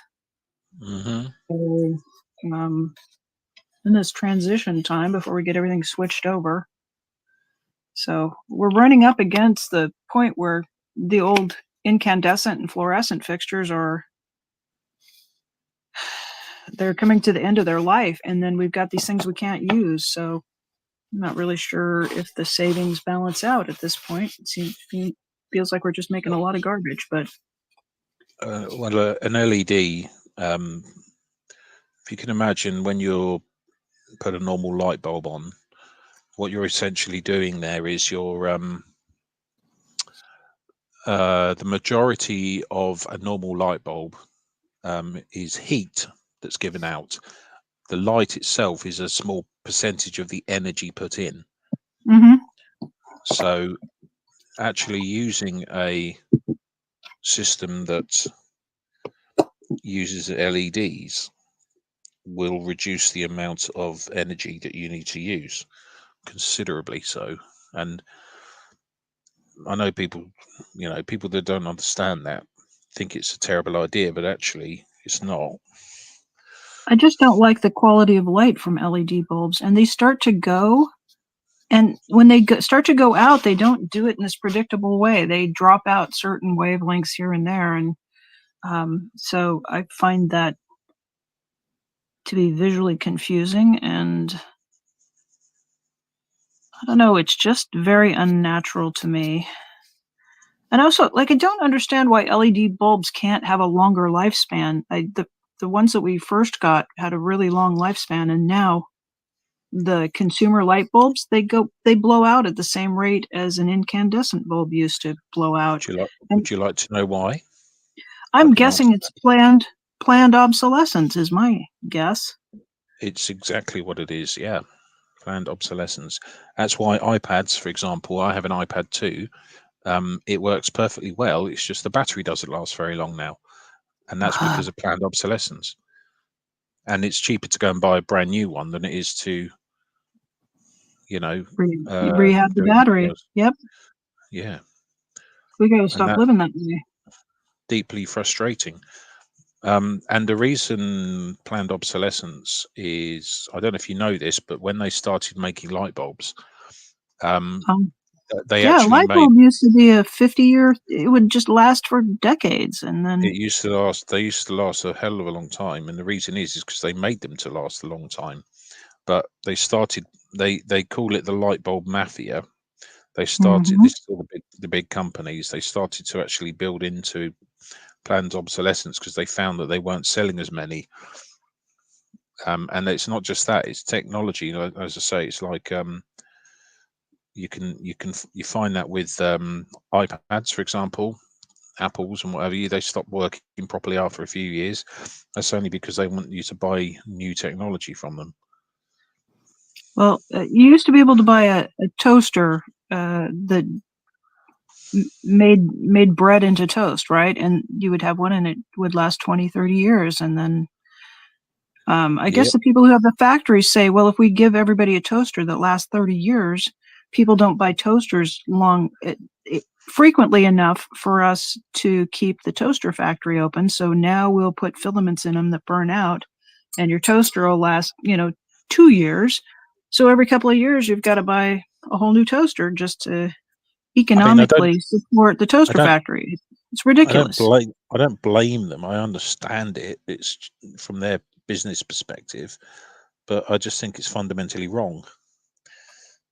I Agree. just think I'm just Agree. wrong.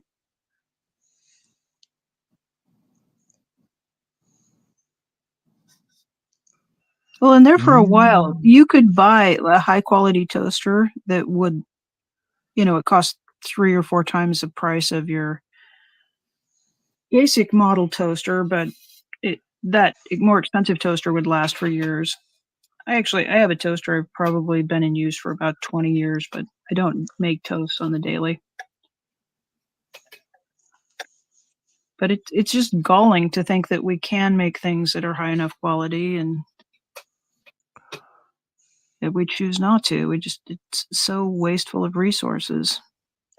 Hello, chronically resilient. And does everyone in this life have autism? I know Janelle, you do, don't you? And I do. Does Maya have autism? Possibly. Don't know. I think she has said that she's dealing with some ADD, Yeah. but she identifies strongly with some of the things we talk about. So I Yeah, will say, possibly. speaking from being a woman, it's much, and especially in an older adult woman, it's very difficult to get a diagnosis. So a lot of us who are autistic just say, yeah, probably are. Even if you had an official diagnosis, there aren't services available for people our age. So I have had an official diagnosis and I am certainly autistic. I have high functioning autism, otherwise known as Asperger's syndrome, apparently. High that functioning. Sorry, go on. those are kind of outdated terms to That's describe what I that. was told anyway. Autism. I was told high functioning autism. Yeah, Is that we not? tend to, rather than use high functioning or low functioning, now we talk about support needs, and the diagnosis codes are basically 3 levels from low needs to high support needs. And high support needs would be Oh, somebody who's maybe nonverbal, not able to work, requires a lot of help to get through the activities of daily living. So I'm a low difficult support person to live needs. with. That's all I know. Yeah, no, I don't know any of the modern lingo or whatever. I was diagnosed when I was about 35, so not a huge amount of time ago. So I have a question for you, Brad. So Go on. after you got diagnosed, like how long did it take you to integrate that information? Did you just kind of go, yeah, okay, that explains everything and go on? Or did you have a transition period where you had to take in this new No, I can't. information about I yourself? was fairly confident of it anyway.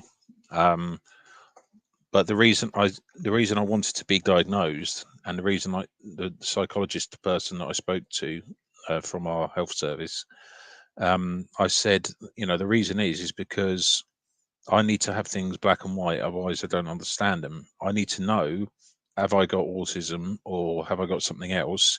So then I can work with it, not have it cause me problems. I want to work with it, not against it. Mm-hmm. That's the only reason.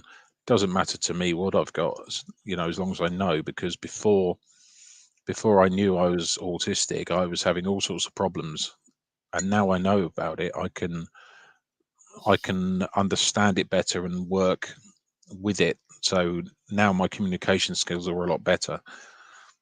if that makes sense. It does.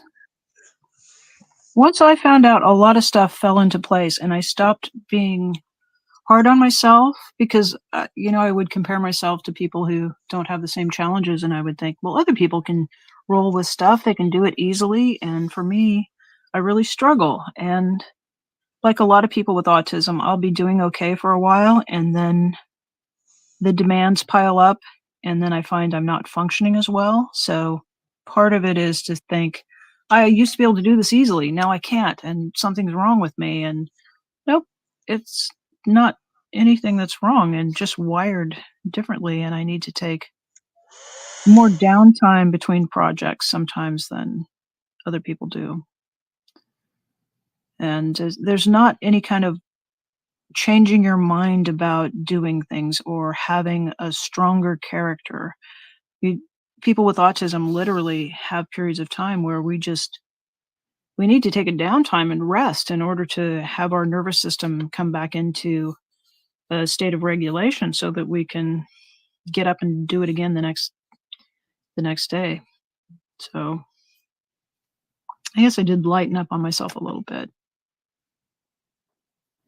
Instead of feel like, oh, I just need to push harder, because pushing harder sometimes just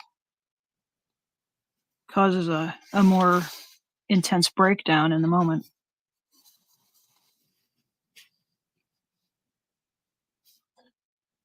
Alrighty, take a look at chat here and see what y'all are up to.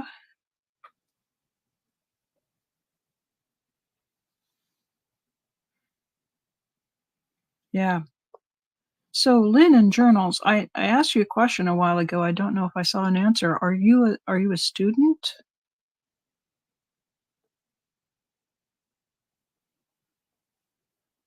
Yeah. Removable glue sticks. Yeah, the glue sticks come in several formulations. One of them, you can get them that are permanent, so that when it's glued down, it it stays together. There are other ones that use a water-based glue, so it does stick down, but then if it gets wet, you can peel the pieces apart.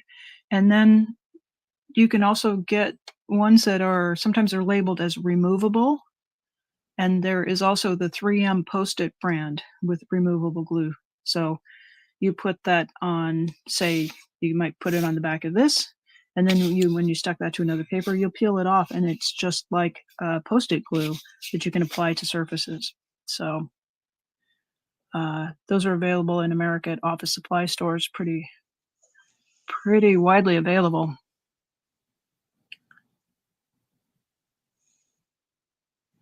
Chronically Resilient says, I agree about the LED lights. They are inconsistent and nauseating. Yes. The technology is getting better, and Lynn, you are certainly not talking too much. Okay. Alrighty. So thanks for answering that again, Lynn. I didn't see it. It rolls by. I do have to stop and open up another screen so that I don't see it's a little bit challenging to. This program doesn't let me look at the chat and look at the live stream at the same time. So that's why I'm lucky. I actually have two computer monitors in front of me. Yep. So, no, Lynn, don't feel that you're talking too much. You're not. We appreciate it. We like to hear from people. Definitely, we like to hear from people. I echo that. Yeah. That's the whole point of being on here, is to talk to people. So yeah, carry on. Yeah. Let me say, I think most creators really appreciate people who come and watch, certainly, and we appreciate people who show up and who engage in the chat. There's literally part of YouTube in the algorithm called engagement, and it rates how often people comment, how much conversation that goes on, and the more lively chat is, the more the live stream gets pushed to the front page of YouTube. So anybody who is telling you your chat is not appreciated probably doesn't have a good understanding of how YouTube works. But Yeah. um, No, that, we that like people talking. Better that's than listening to me all day as well. yeah. So I will say I sincerely appreciate it when people show up in the chat and they want to ask questions and get involved. And Yeah, it's awesome. um, That's like I say, that's the only reason I bother streaming, is to be able to talk to people in the chat. So right, if we didn't want to talk to people in the chat, we would just do a video. We might record it as a live stream, but then upload it later when um, we're not stopping to answer questions.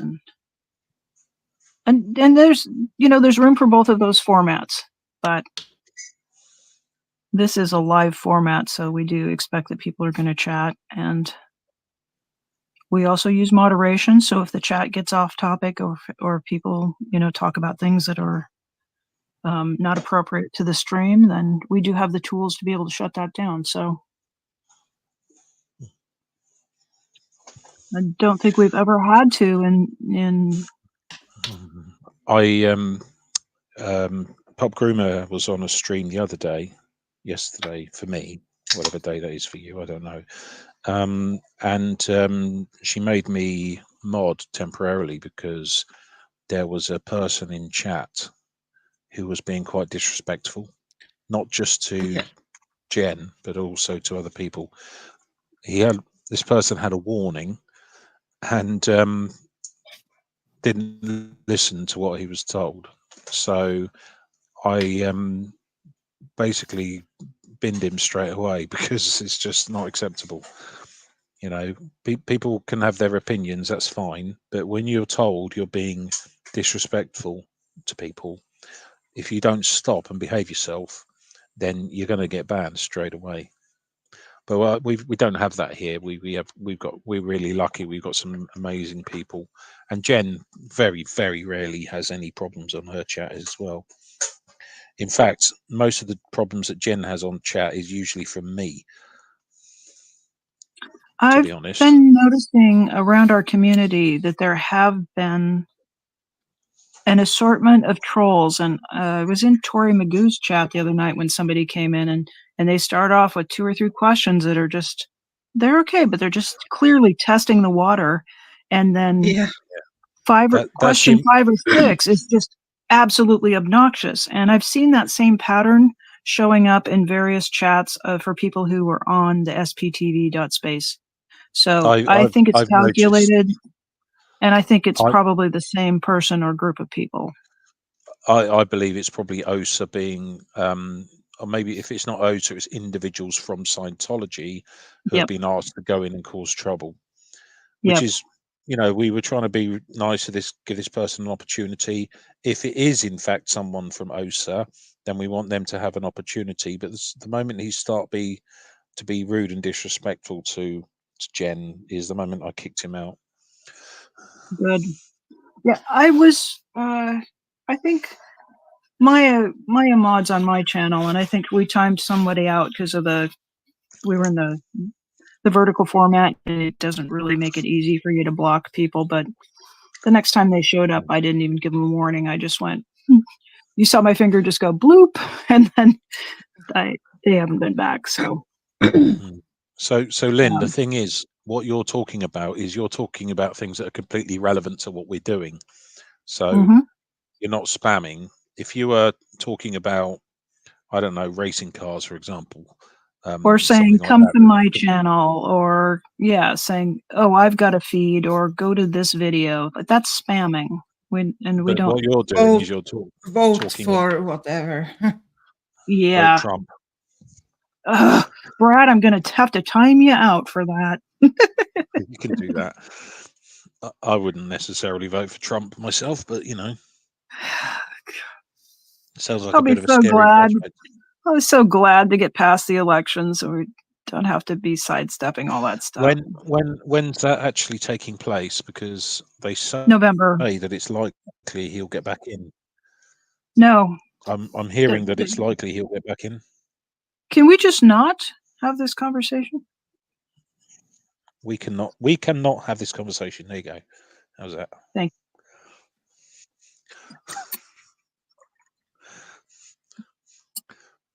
Bearing in mind I don't live in that country, so I can't really say. It's not really my Exactly. place.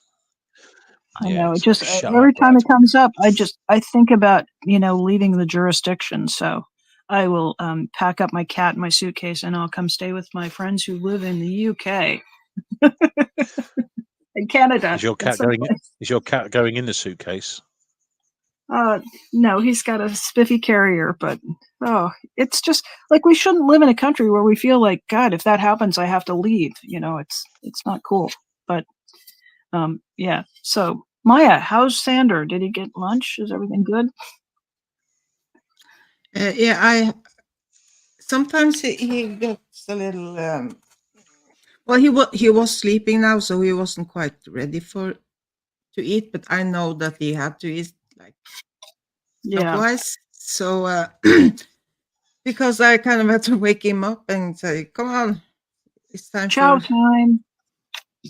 for food," and he was like, "No, I don't think so." So sometimes when he's like that, I have to force feed him.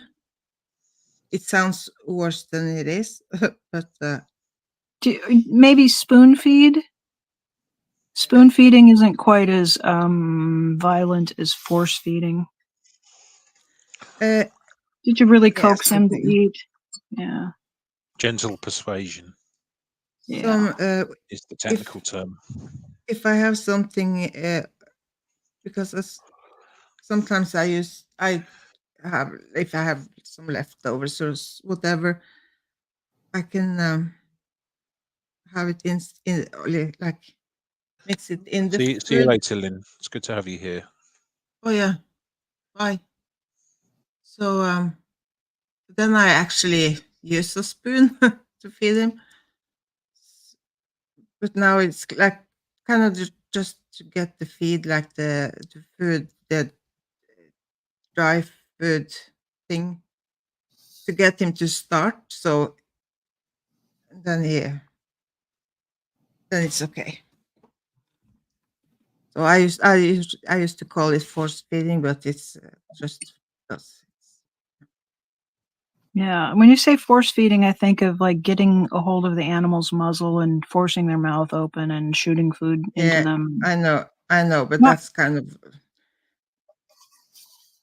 the point that I like to sometimes I like to exaggerate, like make things worse than they actually is. considering English is not your. I was going to say it's your second language, but I don't know if it's your second or what language do you speak? Norwegian and English and any other languages, or just those two? No, those two. Maya.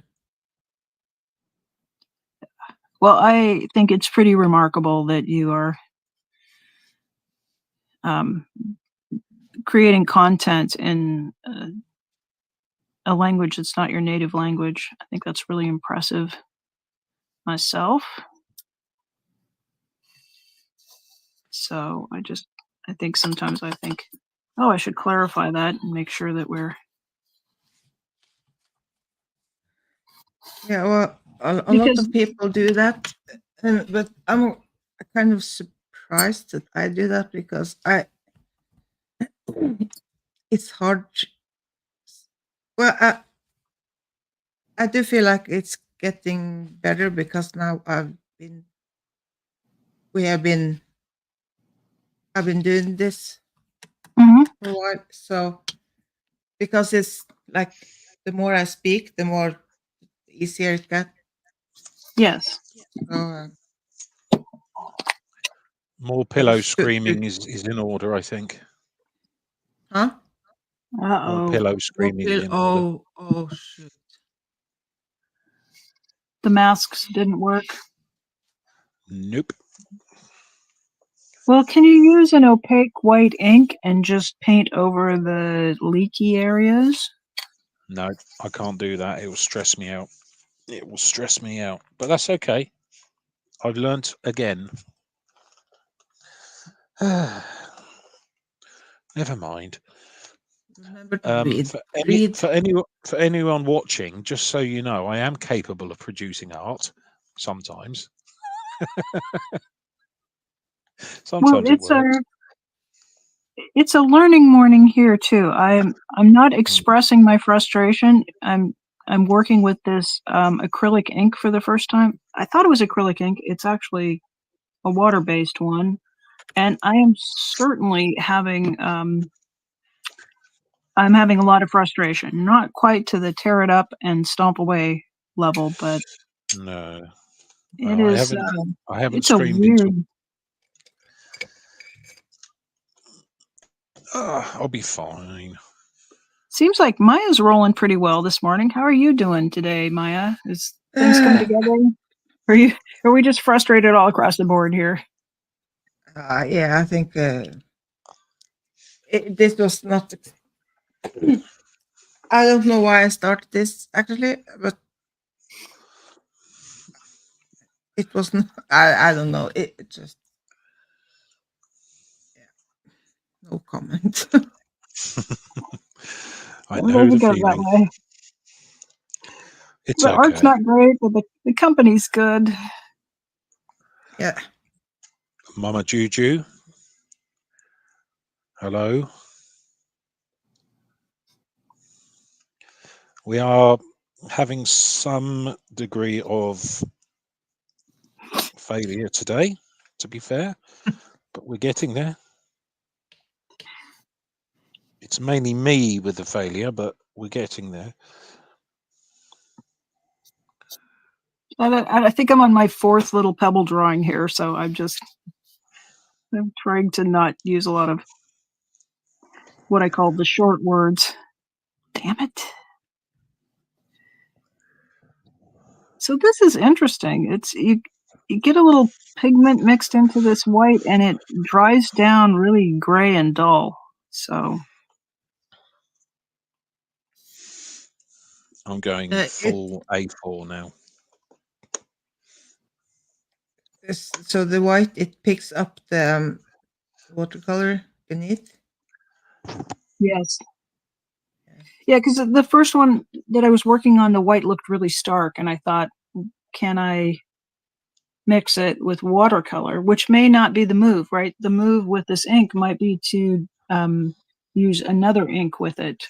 But watercolor is kind of, it's one of those things that you can use it with a lot of other media. So I thought I would give it a try before I spend another $15 on colored inks if I don't actually like how the colored ink works.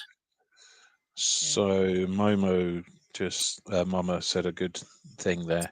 No failures, just redirections and new experiences.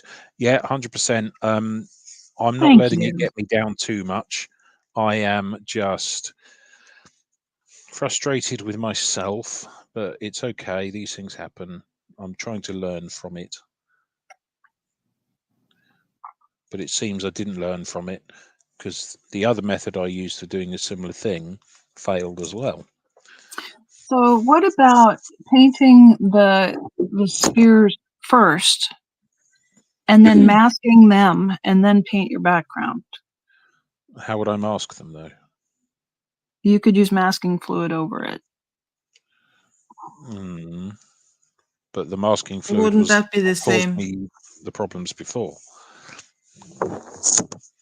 Well, I'm thinking I'm, that you might have more patience to let it sit for a day and a half before you start peeling that off. you're right. That's certainly what I should be doing. And I'm I probably will. optimistic. I know. I'm optimistic. I'm feeling a bit scared of masking fluid right now, to be honest.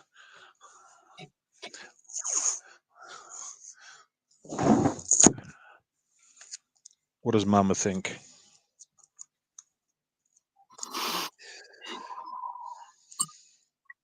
It happened. I hit the wall. I've had all of this fun I can stand. I'm going to switch to something else.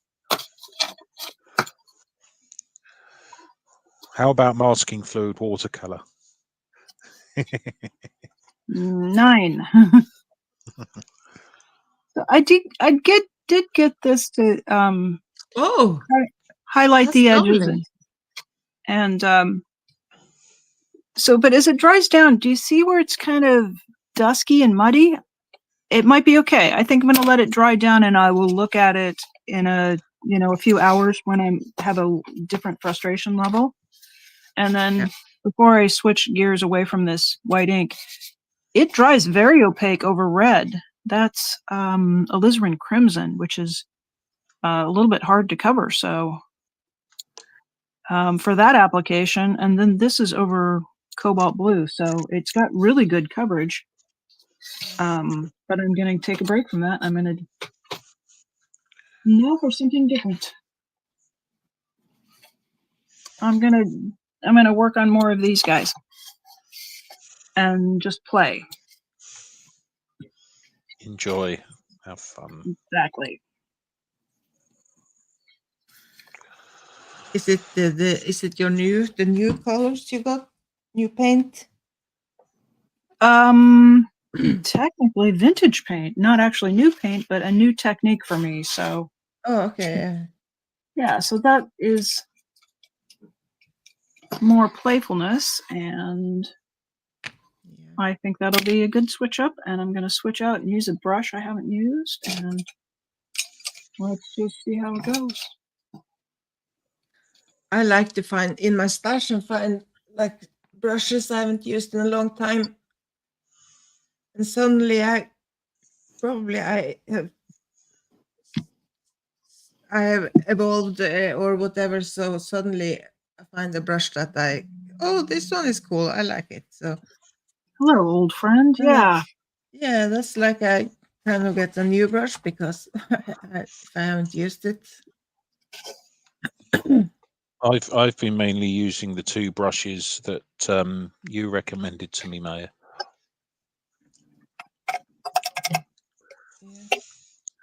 Yeah. Which seem to work well for me.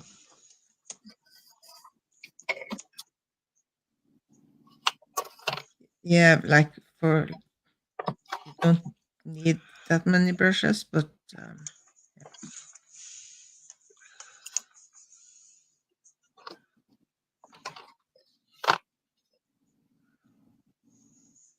Ooh, let's try some raw umber and see where that gets us.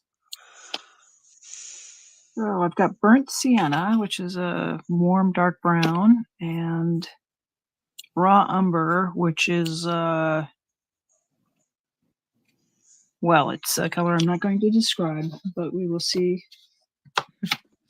We will see what it looks like.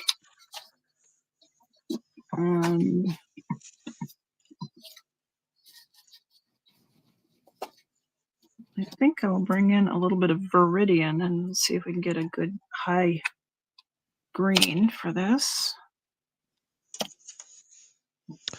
I looked at Viridian the other day. I was going to get for my ink. It's such a gorgeous color. It's almost like emerald. There was emerald as well, I was thinking about. And then I'm loving this French ultramarine. It's a little bit warmer than regular ultramarine. And the tiniest dab, I think this is the 6th little painting I've made from just the teeniest little dab.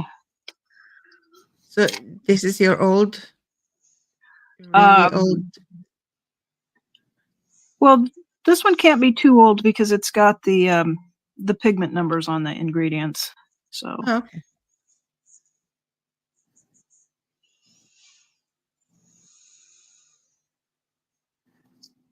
But I found a few tubes of the full top of the line Winsor and Newton artist grade, and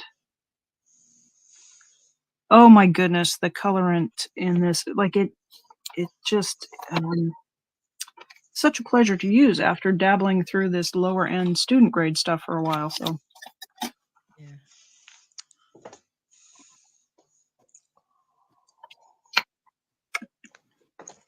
Seemed kind of silly to just keep the stuff in my stash and save it away, and I realized it's just been a year since man, having that heart surgery, that just made me have to it didn't make me, I mean, I've reacted to it by thinking about all of the things that I've had that I've been saving, and then realizing that life is finite. You know, we could go at 9, we could go at 99, and every once in a while I get confronted by this idea that time is it's a bit limited. I think mostly I live each day with not thinking about the final day, but it does come for us. So have Yeah, lately, I think the older I get, the more I think about it.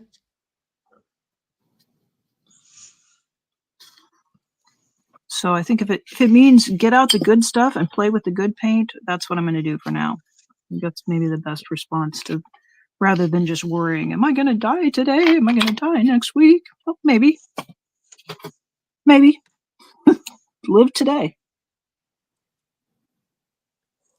Yeah, there's no point in Not very saving DM. and saving the stuff for later, because who knows? Carpe diem. Yeah. You can, I think I can still hoard and use the stuff. I can do both. Yeah, yeah, They're not yeah, as, exactly. get kind of locked into hoarder mode, but you know, hoard and use the good stuff. Yeah, yeah. That has to be even better than just hoard, right? Well, yes, I'll subscribe to that point of view. Absolutely. Do I need any more spots anywhere? What do you think you need more spots? I would like spread them out, and instead of just having a big stripe, I'd just like it make it like the Van Allen asteroid belt with little ones out. And then it'll give you a sort of sense of depth. What you mean? A few more small ones outside? Yeah, go into your diagonal corners with a few smaller ones, if you want. Hi, paraditology. Paraditology in the chat. Shout out to Paraditology for the engagement and for showing up and chatting in so many different places.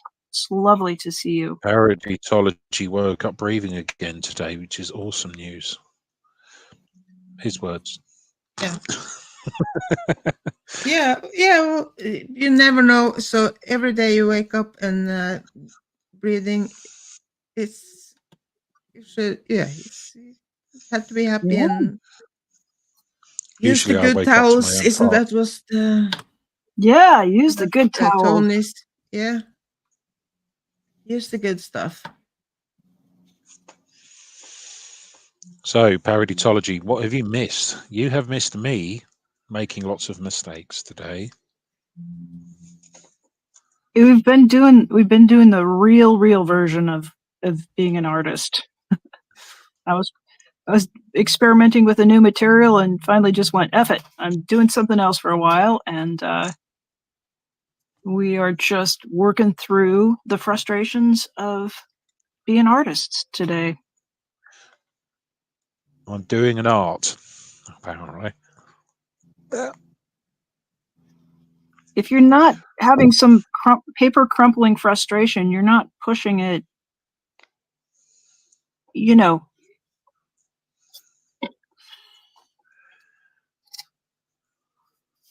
I think it's certainly possible. I will give us a visual here, potentially.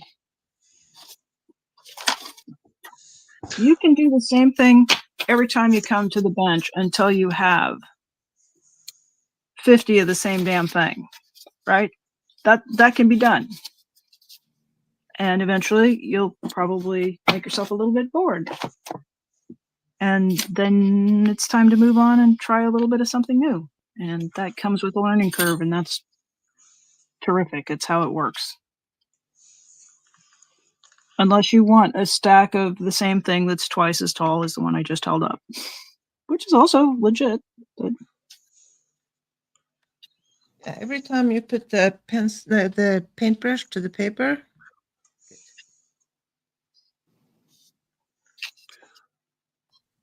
good. Or whatever, if it's a pencil. Yes, I have a bucket full of printing mistakes, and yeah, I, get, I can see that happening. Yeah, that's a Oh, sign that you're how's the in 3D demon. printing going, by the way? Paraditology. Is it you that's got the 3D printer recently? Yeah.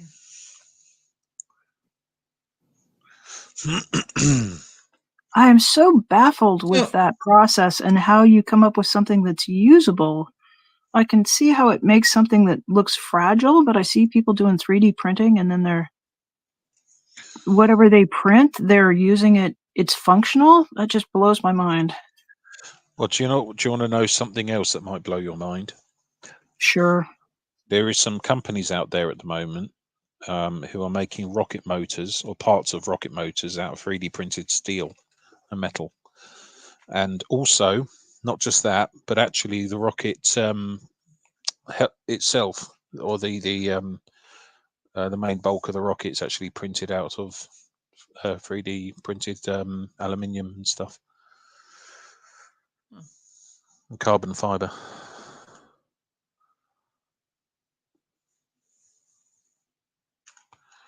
Bit of useless information there. I guess that can be okay. It was it you? No, no, it was Kelly. Janelle disappeared. Oh, We lost Janelle. maybe she She got fed up maybe with me she talking. ran out of power on her.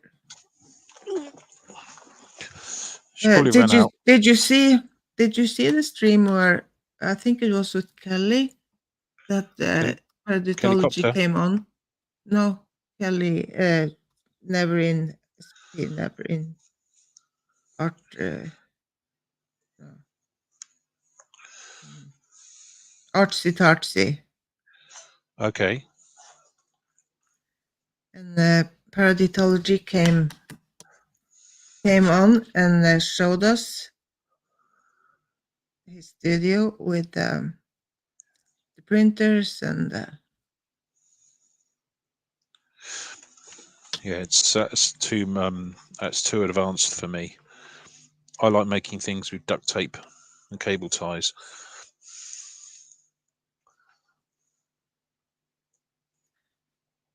yeah, but it's oh, there she is. She's back. Hello. Ah, I think I overheated my phone there. Sorry about that. Oh, nice okay. of you to join us.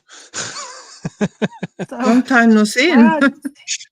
Brad, you said there was something about 3D printers that would blow my mind, and then it dropped off. So, Right. No, I was just saying that there is aerospace companies out there at the moment who are 3D printing space rockets, and also actual components for the rocket motors and stuff. oh, that's wild. Yeah. I mean, as long as you use the right material, I guess. But yeah. Yeah, well, it shouldn't be any. It shouldn't be any different than. I don't know how they made them before. But as long as So it's like it's the right material, it should be fine. so Right? Paraditology, what components have you been making? What have you actually been doing? I'm curious now. Okay, Maya, Janelle, what brush is best to use for the masking fluid? An old one dedicated to masking fluid and not ever to be used for watercolor painting. What about this? Yeah, the brush. It doesn't really matter what kind of brush you put on the masking fluid. As long as it's got enough bristles to be put a controlled bit. And then I would just, like I said before, just do the outlines. Just give yourself sort of a, like in enamel where there's a filigree, where there's just a little line in between the color areas. Try to go for that effect instead of covering the expanse of But the the reason I'm images. worried about doing that is because I don't. When I do the painting, I'm going to be going right in between all those little gaps. So yeah, I'll give it a go. I'll see how we get on. But you are right. You should just do around the edges. Yeah, you might have to fill that in with a good fluid wash and use something like a rigger, which is a longer bristle. It's flexible and it'll get into those little spots. You might just have to paint that inner area more carefully. I've just realised that I was going to do the no, it's okay. No, I thought I was going to do Recalculating. this. I thought I was going to do this bit paint first, but it seems that I'm not going to be doing that now because I've already started. Bugger, never mind. So paraditology says I have carbon fiber nylon making Oh, parts for wow. my printer mostly, many improvements. And Mama Juju says, yay, Brad, for going for the masking fluid. And he's making storage bins for screws and stuff. And what the dragon, it was a crazy long dragon. He's like a snake or it's impressive, but yeah.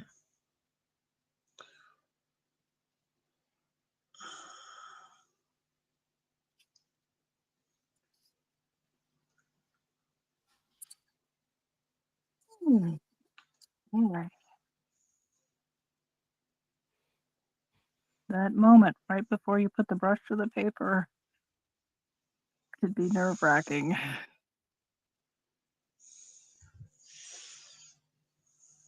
Oh, that's drying down. Come on, dry.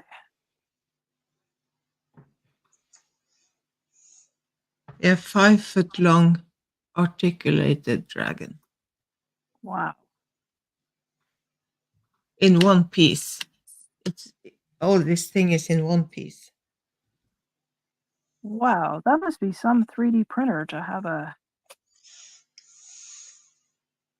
chamber that will accommodate that. Yeah, I'm not quite sure how because the printers, they are not like huge, they are just regular size printers. But I guess it is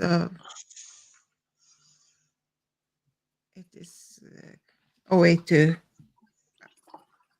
do it, I guess.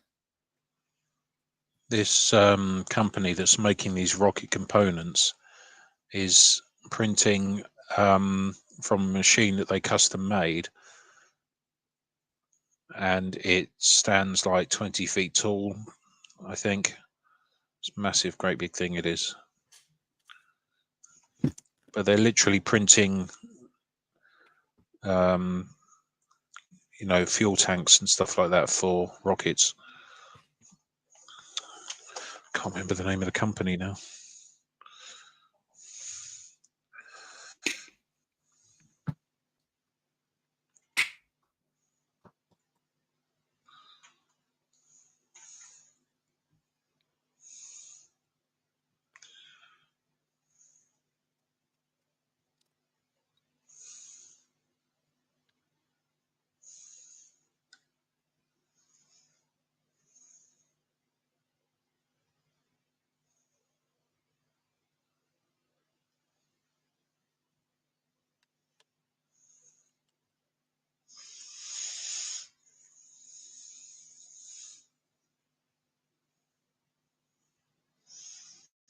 I hate the smell of masking fluid. It's horrible. Ugh. Yeah.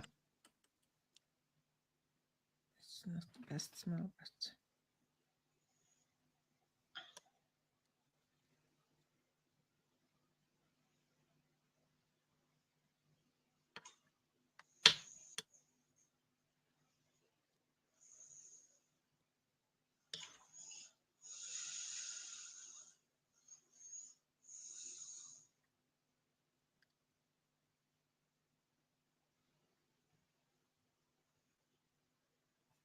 Oh, we lost Janelle again.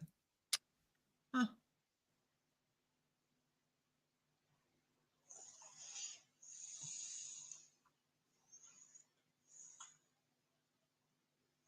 Oh,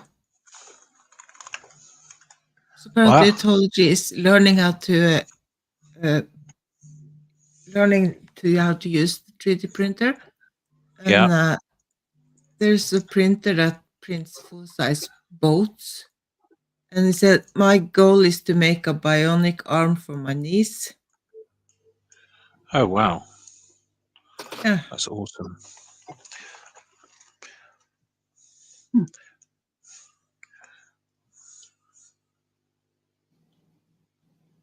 Is that possible? I would hope that your niece already has that disability, and you're not planning on just chopping her arm off to make one anyway.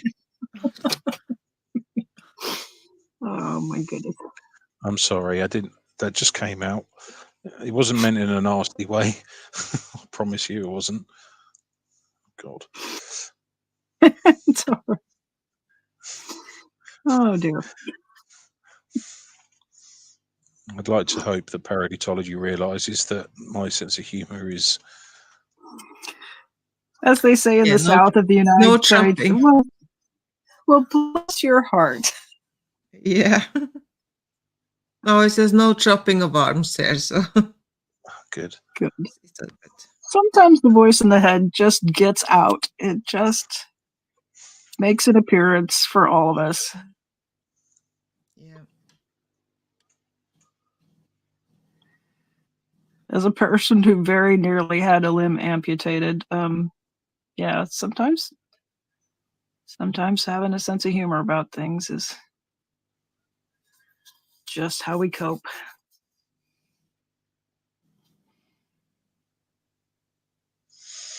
There's a guy I watch on YouTube. He's a veteran, and he had his hands blown off by an IED or a grenade or something.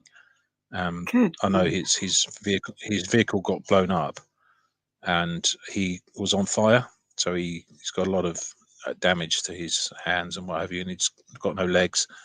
And his nickname is Crispy.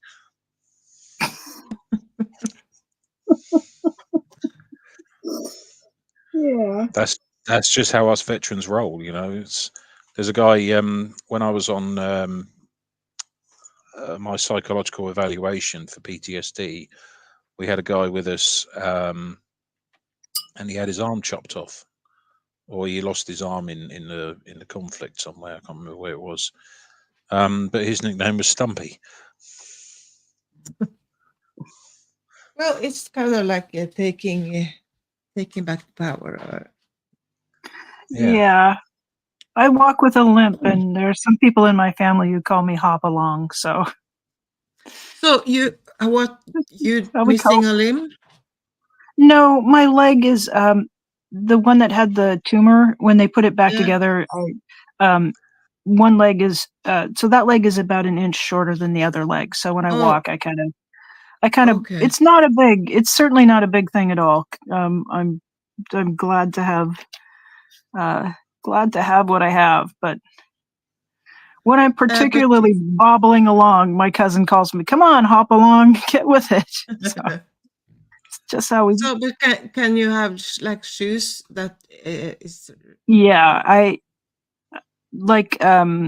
have a pair of cowboy boots that I took the cobbler and they put a whole shim in it, and then I also have a little lift that I make my tall leg shoe a little bit shorter and my short leg shoe a little bit taller, and we kind of even it out that way. Yeah. So basically, You you're can getting ask your shoes David Tom Cruise. Buscavage if you can borrow his shoes. Yeah, I or do. I Tom need Cruise. to know what his cobbler is so I can get those Oh, good lifts going. he goes to a place in Savile Row in England, in London, for his I bet shoes. he He has does. them made. Bloody expensive as well. Well, when you're spending other people's money, you can go all day. Exactly. Scumbag, That isn't he? guy. That guy. I mean, I appreciate that he's probably, he probably at one point had potential to be a good guy, but I think he's lost the privilege now. Now I just want to punch him in the face. Who are we talking about? And yes, Osa, if you hear that, say again. David Miscavige or Tom Cruise? Maybe both. Yeah. Mainly You'd Miscavige. probably you'd break your fist on Tom Cruise's face, what with all the artificial parts in it these days. Yeah. Boy, he's really changed his look. Yeah. It's hard. Is it Tom Cruise or Kenny Rogers? I'm not sure. Ooh, that Yeah. was mean. I got a mean streak.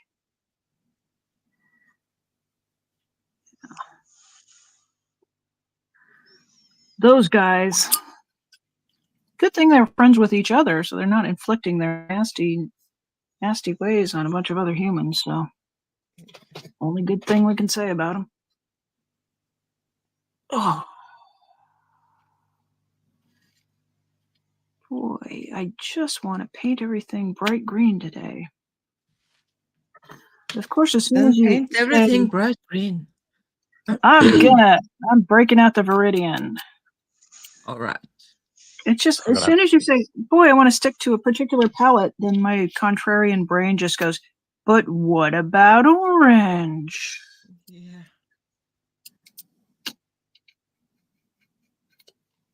So this stuff. What was the thing you talked about the other day that I probably have, which is Persistent PDA, persistent demand avoidance. yes, because I wanted That to send thing? that to my mum. She could Yeah. understand me a bit better. And the reason I say that is because of my dyslexia and everything else, and because of my quite obvious PDA, I struggle with getting things done. So Mhm. my mum and dad help me a lot. Like they help me with my finances.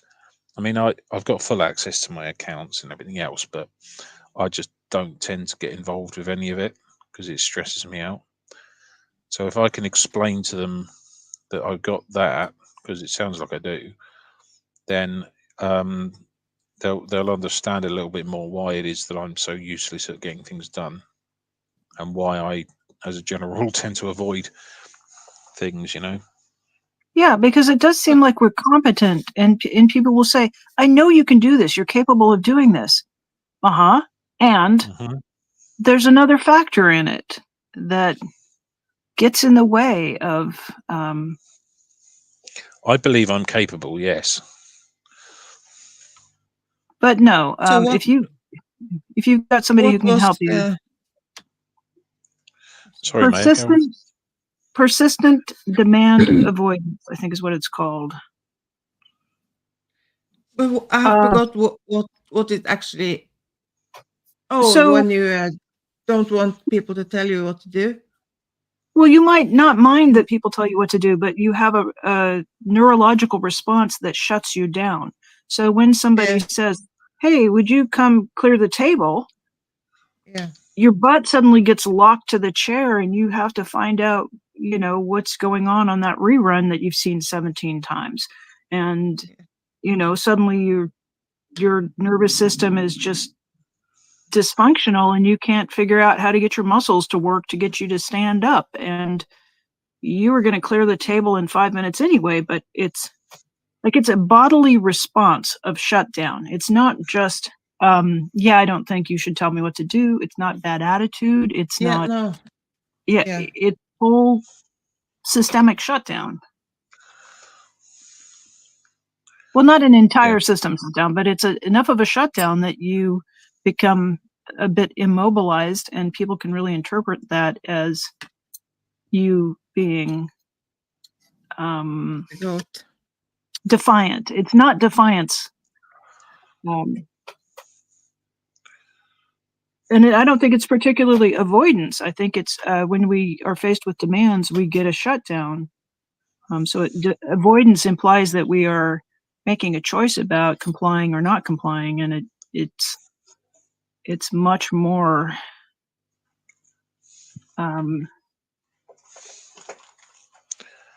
It's deeper than that, I guess, is probably the way to sum it up. I heard you because I had the headset in when I was feeding the dog, and you were talking about autism. And if I had autism, and I don't have like got some diagnosis, I don't, but I have been thinking about it a lot, and since I've kind of got to know you guys, and I'm I feel so similar and Mm-hmm. things, but I have been talking to my therapist about this, or she's not a psychologist. Yes, she's a psychologist. Is she? Yeah, she's. But she's so because I have CPSD, Uh-huh. and she's kind of like, well, but it could come from the CPSD. So she kind of hangs everything on the CPSD Yep, diagnosis. So I got that too, and I think they're going to evolve away from that. I think right now the professional literature is saying if somebody has CPSD, then they can't be autistic. Well, people who are autistic experience a lot of trauma. And so teasing out autism from CPSD or PTSI, I mean, we're oddballs. We get picked on. We experience trauma probably at a higher rate than neurotypical people do. So um, I hope that they will listen to you more. yeah. Because you know you, Maya.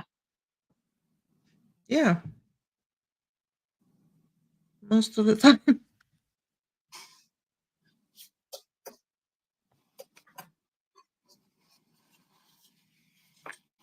Are there people with autism in your family? Do you have any siblings or cousins who have children, and have they been diagnosed No, by but any chance? well, no, but you see, yeah, I told you I have like 4 half siblings, and but the 2 of them I grew up with, or of course, they were much younger than me. But we are very odd, all of us. Ah. And there was some talking about my sister. She was doing some autism testing, but they were also they did hang it on the ADHD because she has ADHD and I have ADHD, and like we have a weird childhood kind of. So Mm-hmm. See, for a few years, if you had ADHD, that meant that was an exclusionary diagnosis. If you had ADHD, they would say you can't have autism. Now we know that autism and ADHD are things that co-occur. yeah, So the field is really evolving quite a lot. And it's taking people who have autism to stand up and say, "Oh yeah, I also autism and ADHD," that's my yeah. Can you define ADHD for me? Because I think I might have it. attention deficit disorder, or attention deficit hyperactivity disorder, or adult attention deficit disorder, depending on, how they want to label us. Wow, you have many. Yeah. Yeah. Yeah, when Well, I was diagnosed with adult attention deficit disorder, and then they used to make a distinction for people who were hyperactive, meaning they had somatic symptoms of more movement than the average child. But there's an inattentive subtype too, and particularly with girls who have ADD, we might physically be very quiet, probably less active than the average child. But the internal process is just going 100 miles an hour or Yeah. 200 kilometers per hour, depending on your. your local way of measuring speed.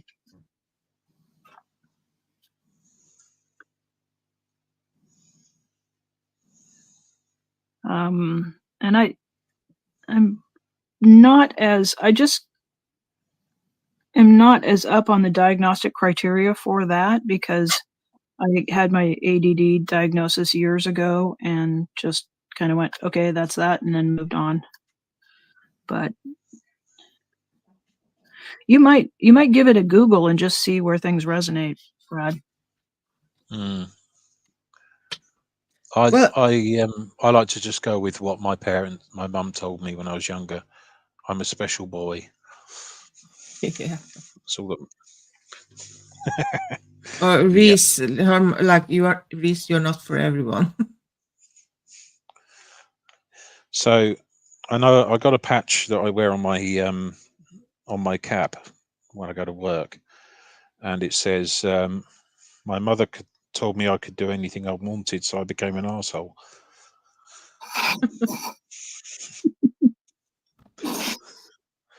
And you can't stop me. Exactly.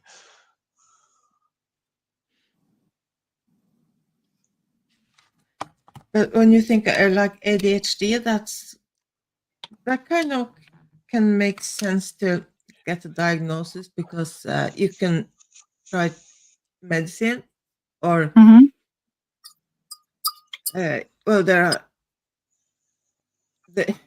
are some like diet things you can do to like not eat sugar and all that stuff, um but like getting like the autism, for me it's like, well, I don't bother. I just talked to like my therapist about, and she was like, yeah, well, yeah, maybe, but there are so many similar, and I have kind of a hard CPSD. No, what, not hard, what's the word? Big, like, yeah, I don't know. So um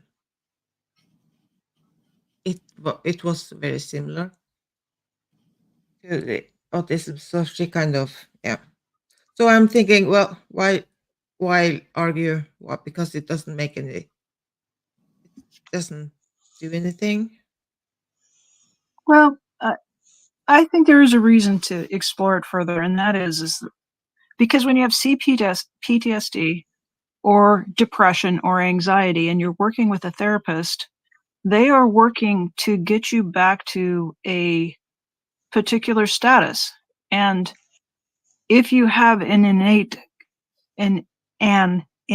characteristic, and they're trying to treat something that is a disordered state in a normal person, and you are autistic and you have that behavior or that situation, like for me, I deal with what they call depression. And as long as they tried to treat it, we never could succeed in treating depression, because it turns out that it was actually a normal expression for an autistic person.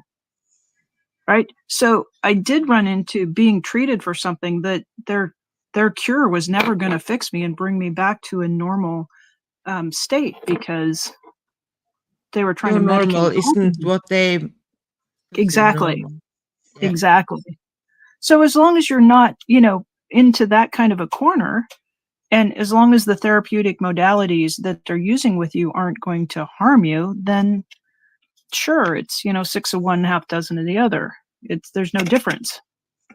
But you mentioned something about medications, and that was part of how I got my ADD diagnosis. Is I was on antidepressants and they weren't really solving the depression, and my doctor saw some research Okay. where they used Ritalin to boost the antidepressant, and they Oh. added Ritalin to my medication regime, and all of a sudden I was able to complete things on deadline and get stuff done and not have 17 projects going. And I said to the doctor, boy, I really am functioning a lot better on Ritalin. And he said, that's interesting. We kind of went on, and a few weeks later he said, yeah, I think we may be actually treating ADD with you because of the response you've had to this medication that was Whoops. prescribed. Yeah, it was prescribed off label for a different, to help treat the depression, but it actually just squared a lot of those ADD symptoms away. And now I can't take the medication anymore because of my cardiac situation. Yeah. But it was a very functional time in my life once we got that medication on board and dialed in, and it worked Yeah. very well. I was Functionalities for normal people. I was also treated for like depression, and it didn't work. I tried one medicine after the other, and I had been reading something, and I was kind of this looks about ADHD. So I asked my then this years ago. So there's another therapist. She was like, "Yeah, well, yeah, I've been thinking about it about it too." So I started. I did take Ritalin, and it was kind of like a whole new world opened up, and I A got whole off the. new I world. Yeah, I got off the antidepressant, and I have not been using antidepressant Please excuse afterwards, my Mm. but weirdness. It was playing in my head too.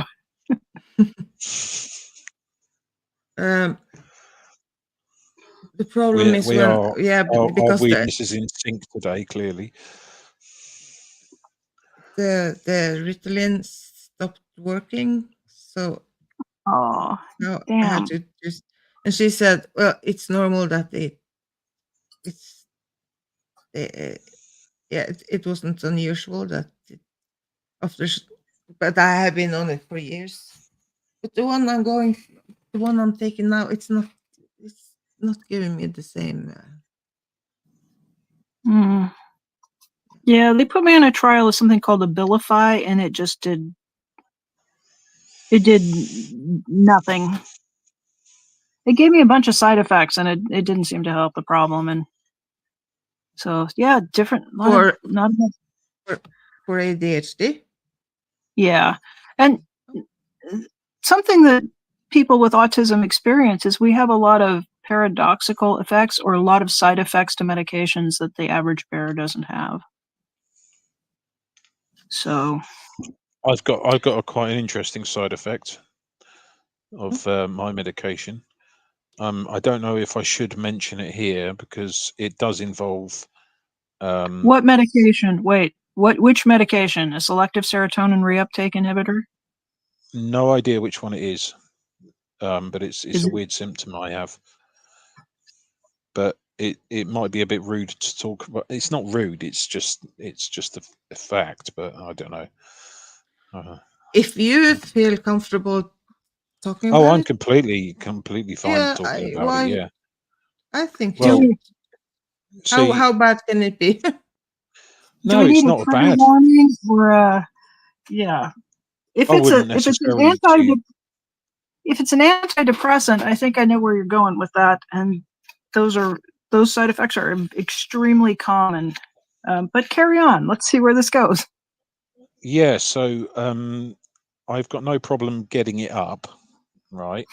Got no problem with Yeah. that at all. But You I can't get there, have. Oh, what? Sorry. but you can't get there. Yes, and I mean that's great for my missus. But it's You know, frustrating for those who, yeah, it, yeah. yeah. I'm gonna guess you're I don't taking. mind talking about it. It's Yeah, And that's that's I'm really on common, common. sertraline I and know. for and antidepressant. Yeah. doctors don't take it seriously, and they'll say, well, it's more important that you treat your depression than you deal with the sexual impact, the side effects of this medication. So it's an issue. It's an issue. Yeah, I mean the way I look at it is it's a benefit for my missus, so I'm not that worried about it in that respect. Um, benefits, because it's not a case of pumping and dumping, if you know what I mean. It's just like I can go for hours. which is in some respects is a good thing, I suppose, if you think about it. But yeah, no, it's definitely a medication thing. I just wasn't sure which one it was, but clearly you've said it's sertraline. Oh yeah. So what can happen over time is that response becomes very, very painful if you can even get in the neighborhood of it at all. And I do think that people who prescribe that medication are very glib about saying, well, it's tough, you just have to live with it. And yeah, I got some feels on that one for sure. Not the topic of conversation I expected today, but Well, we have been like light bulbs. yeah, light bulbs. We are kind of in all the corners in the universe, kind of. We're I would just shining some light into the dark corners of yep. psychotropic drugs. So Well, witness, you just stepped into the right on the right spot. If So there's one person in the chat or one person who watches this who has been struggling with that issue, whose doctor didn't bother to tell him that that was a potential side effect, and I was never told. Yeah, if for them it makes things a little bit easier to cope with, or lets them know that it's not just their imagination, then I suppose we've done a service. Mm. But I personally don't think that a person should have to sacrifice their sexuality to treat their depression. To me, that seems very unreasonable. Yeah, it's not an ideal scenario, but like I say, I'm happy to accept it only because it benefits my partner. She's happy with that situation. I mean, she's not happy that I have to go through that, but you get the idea. Well, I guess if the depression is so bad that you actually are considering like deleting yourself, and then it's of course it's better to have to stay alive and for a like a emergency kind of thing. Yeah. But if there is some other medication that you can take to not deal with that issue. So Yeah. I'm on more than one medication though. I mean, I'm on sertraline, which is for my depression. I'm on thyroid medication because I have underactive thyroid, which makes me tired all the time, and I need that medication to essentially replace the thyroxine so that I'm able to actually get up and go to work and function. So I have that, but I also have what was I saying? So what have I said so far? I've said sertraline, antidepressant, hypothyroidism. Yeah. So that is sertraline's the thyroid stuff. No. Sertraline's the antidepressant. Do you have I can't thyroxine remember. or synthroid? Sertraline. It's called sertraline. That's the thyroid stuff. No, I think that's your antidepressant, probably. No, levothyroxine is the stuff that Thyroid. I use for my that's it.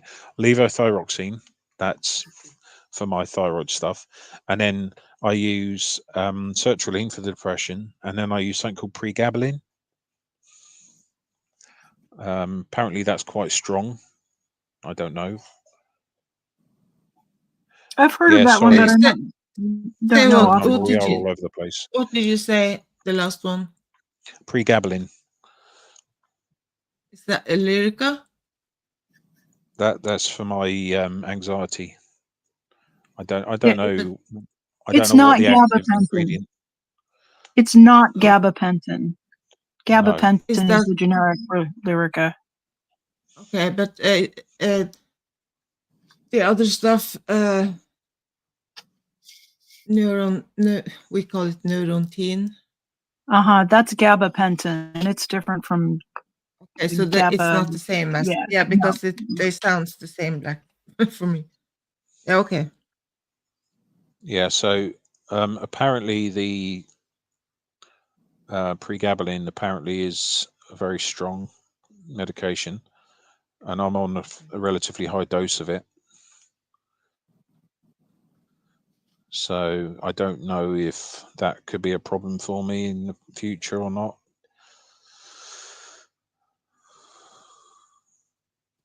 So have you told your doctor about this side effect? Well, I had a phone call a few months ago from someone from my surgery, although at least I think it was, and it was a medication check apparently, and I didn't really know who it was necessarily. So they asked, "Oh, how's your medication?" I said, "Well, as far as I know, everything's fine," and that was more or less it. So it's not really what I would class as a comprehensive medication check, because I'm supposed to have blood tests every few months to check my thyroxine levels. Oh, don't you do that? No, never do. I hardly ever do. You Why? should, because if your dose is off, it can suppress your pituitary. The pituitary releases a hormone called thyroid stimulating hormone, or TSH. And Yeah. if you take a little bit too much, if your dose for your thyroxine or your levothyroxine, if that's too high, it can suppress your body's natural capacity to make thyroid hormone, and then you will be even more slowed down. So you do need to do those tests probably every 6 months at least to check those levels. I agree with you 100%. But in my life, unfortunately, it's very difficult for me to take these tests because it's very difficult to get to the doctors to have it done because they have to take the blood. Now I have to be there for that, obviously. So it's difficult, first of all, to get to the place to have the blood test, and then obviously I've got to take time off work to do that, which costs me money. So it's really a difficult situation for me to be in. I would love it if I could have my blood tests regularly, but I'm not in a position in life where I can literally afford to do that, if that makes sense. So it's difficult. So are you getting paid like per hour, or so you don't get paid if you don't, like, you take a half day off? Well, yes, I would get paid, but unfortunately, my ex put me in so much financial debt that I need to continue to make as much money as I can at the moment to get rid of that debt. Yeah, well, but if So the it's a job pay difficult you, situation. if you doesn't come to work because you are going to take some blood tests, like I'll be 2 hours late tomorrow because I have to take some blood tests. Do you still get paid for those 2 hours, or do they take that, like, cut off those 2 hours? I'm not 100% sure, actually. I must admit. What I'm going to do is, you have now got it into my head that I need to be a bit more proactive about this. So I'm going to have a conversation tomorrow with the boss, I think. Good. Yeah, Because I think I need to. if it gets out of Because balance, then it becomes even more difficult to, you just don't have enough thyroxine to metabolize, and you just feel worse and worse and less capable. So It's also also regarding difficult getting an appointment. yeah, well, but I'm thinking, like, it's like for the depression, if it's the blood tests are up, uh, and you're feeling tired and you're feeling you don't have any energy, and it could be it thyroid and not depression. it doesn't help the depression. So What you're saying is completely correct, and I should know better, and I do know better. But unfortunately, I am really useless at taking care of myself properly. Do I Um, have to do? Yeah. Do I need to get the phone number to your mom? yeah, actually, that's probably a good idea, to be honest. Um, a lot of people now just speak to my mum if there's an issue because it's just easier. Um, no, I should know better, and I do know better. I'm just really bad at looking out, taking care of myself, and that needs to change. And this is one of the Um, reasons why I'm trying to get a service dog at the moment. Yeah. so something that can help with that, and this is a part of being autistic, is it is sometimes it's hard to deal with those things, even though you're perfectly verbal, you've got some skills, but here's this life thing in this one segment of your life that's a challenge to deal with. So, if you've ever heard of the term body doubling, and that is a tactic that you can use to get some of these tasks done, and you might not need somebody to help you, like physically, like for example, going to the grocery store. Like I don't need somebody to reach and pick the food off the shelves, but if somebody just goes along with me and they can kind of see when I freeze or if I'm taking 7 minutes to decide between this brand and that brand because the brand that I wanted to buy is not in stock. And I just have somebody that's just a body to go along and just it's called body doubling. And that can be very helpful when we're in situations that we have a little bit of a challenge navigating. So, So a what would service be dog helpful would for act me? as a body double. Sorry, carry on. A service Yeah, dog would essentially act as a body double. But having your mom just go along with you or having Sarah go with you to that appointment because there's somebody who shows up and says, okay, it's 7:45, we need to get in the car now. And um, when the apprehension and the anxiety ramps up and we stop being able to move our bodies, and somebody else takes a few steps, we can shadow them and get the task done. yeah. I think what would be useful for me is to. I mean, look, my mum helps me so much with all my organization of things. Like, for example, at the moment, there's a lot of legal stuff going on in my life due to my ex causing me some problems. Um, and my mum has worked so hard over the last few years to actually help me get through all of this stuff. But she's been doing most of it herself because if I try and do any of it, it just stresses me out really easily. So I just try not to Mhm. get involved. Um, and you know what I think would be really helpful for me is to actually have someone who is essentially like a PA, a personal assistant, to actually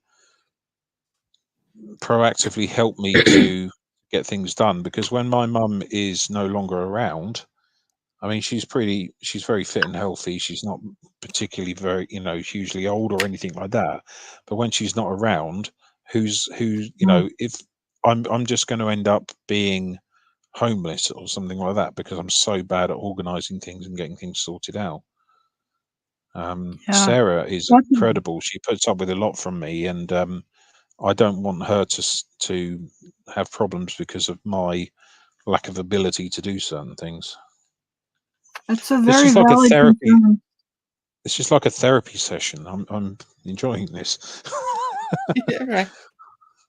So my mom passed away in about 12 years ago, and I didn't realize just how much help that she gave me. I thought I was a pretty independent person, and after she passed away, I lost a huge social support because I spent a lot of time with my parents, and then and I used to think of it, I'm spending time with my parents, but it turns out without my mom there, my dad is just like he is not the supportive sort of influence like my mom was, and I really struggled just because I wasn't very aware of how much help it is to have somebody who is checking in and um, Yeah. kind of, I used to feel like, God, Mom, stop nagging me about this. But she was really helping me stay on track with stuff. So it's So kind of a the beautiful thing that you recognize that now, yeah. I think. So the thing, like, to do you have a problem with calling and actually make an appointment? Because I struggle with my mom. My mom has to well, she has to call the dentist. If I'm going to the dentist, she has to call and make an appointment, because but I've been thinking maybe because I'm so afraid of the dentist. But another thing I just can't do, it's like make an appointment to the car, to go to the car shop to get car Mhm. stuff fixed. It's like, and so my mom has to call the car. So, and things like that. I just, oh, I feel like I have to think just about it for 3 weeks completely. before I It's can make the phone call. Yeah, you're not yeah, yeah. alone there, That, Mom. so is that some kind of autistic trait, or is that just weirdness? I think that's feel like it's part of my autism, but I know that people who have anxiety sometimes talk about that same challenge. Yeah, because it doesn't feel like anxiety, because it's I I, I don't know, It's and hard it's to think super of. I have annoying. to have a whole script for how am I going to discuss this? What am I going to say? And then usually, like, I forget that I'm calling somebody whose job it is to ask me the questions and walk me through making the appointment. It just um, I think a lot of people with autism use scripts, um, where it's just you. Like, I think about going to the grocery store, and I think about getting to the cashier, and what if they like, please don't talk to me. Please just say that'll be 87.65. When they start in with the "How are you doing? Did you find everything you need?" and like thinking about those Yeah, questions can keep me from going to the grocery store for 3 days. So I will yeah, sit in my car and I'll think, okay, I'm fine. How are you? It is lovely outside. Why am I buying cat food? I have a cat. Like, it's just we practice those scripts as part of um just part of learning how to get through the world. I'm I'm quite lucky because my mum and dad, when they go shopping, they take Sarah with them. Ah, Sarah doesn't actually work. She can work if she wants to, but she doesn't. And I I've basically said to her, I earn enough money that you know there's no need for you to actually go and work or whatever. So it's completely up to her. If she wants to, she can. But at the moment, she's just not. So she goes out, does the shopping. So really, I mean, if Sarah's not around, I'll just eat a bowl of cereal or something like that. And if I run out of milk, I probably just wouldn't eat. That's the mhm. level of uselessness I have. So So I won't I go to the wonder. grocery store until I'm completely out of stuff. It had to be just pushed into the corner before I go and navigate that. I would say Yeah. Sarah actually does have kind of a job of shepherding you a bit. That's Yeah, she's like a carer. I wonder if I could get her paid as a carer from the. well, and not that sounded kind of catty. What I mean is anybody who is taking care or in a relationship where they're doing significant tasks of No, care I for understand someone. what you mean. I understand what you mean. It's true though, but she does have to put up with me. Poor woman. I do genuinely feel sorry for her sometimes. As lovely as I am, I know I appreciate that I am a pain in the butt. So, how many have we got in chat, by the way? Because it's Witness, now. hello. I'm Have sorry we, if I haven't said have we, hello before. have we scared everybody off? It Yeah, I'm says so six sorry. Someone. now. It's Oh, go witness. from Hello. Hello, witness, if you're still in the chat.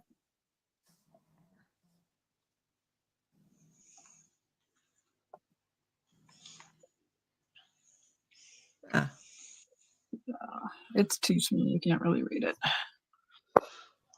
I just wonder if anyone has actually got anything useful out of our conversation. I hope so. Me too. Well, I feel like we got something useful out of it. So Yeah, me too. that's a It's win. nice to feel like I'm not quite such an odd duck and all alone in the world, and that there's other people out here who Oh, there's struggle to. weirdos everywhere. Weirdos everywhere, and they're great. And I love weirdos. I'm certainly one of them myself.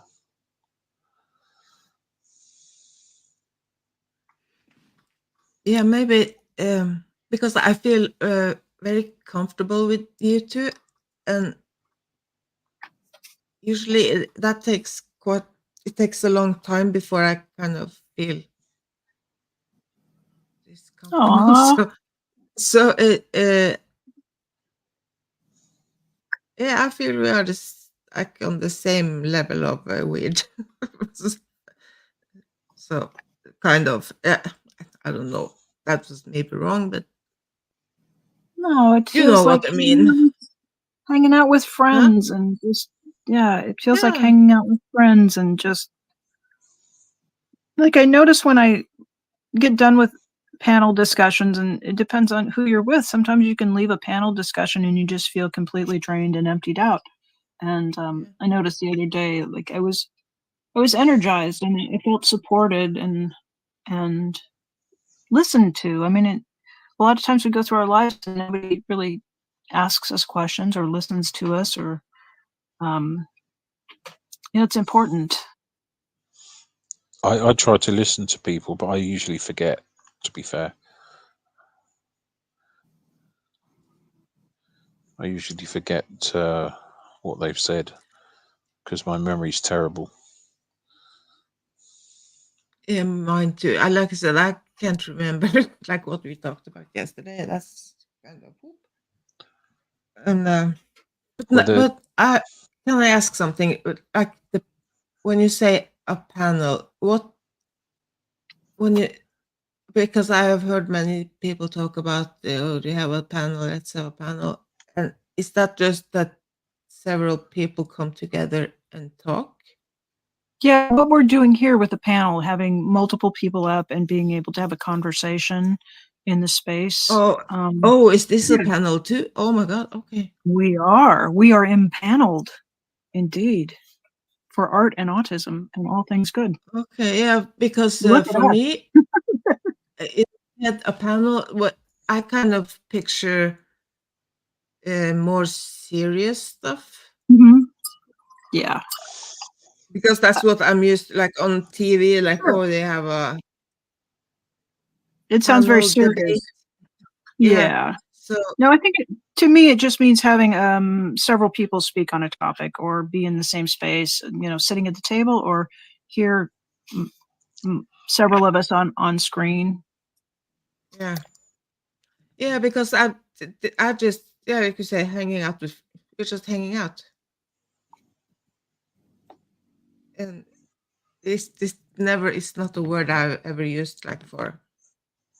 So I have been thinking about it when I have heard it lately, the word, but I haven't quite got. But now I understand. So okay, thank you. Yeah. I can't think of another word that would describe. I'm sure there is one, but it doesn't come to mind. Yeah, It no, may but not translate well. I understand. But I've been kind of the serious part of it. Like in my head, it's kind of I wouldn't consider this like a panel, but if you say we are in a panel, then we are in a panel because Well, I don't know. it certainly can't be serious if I'm on it. No, right. So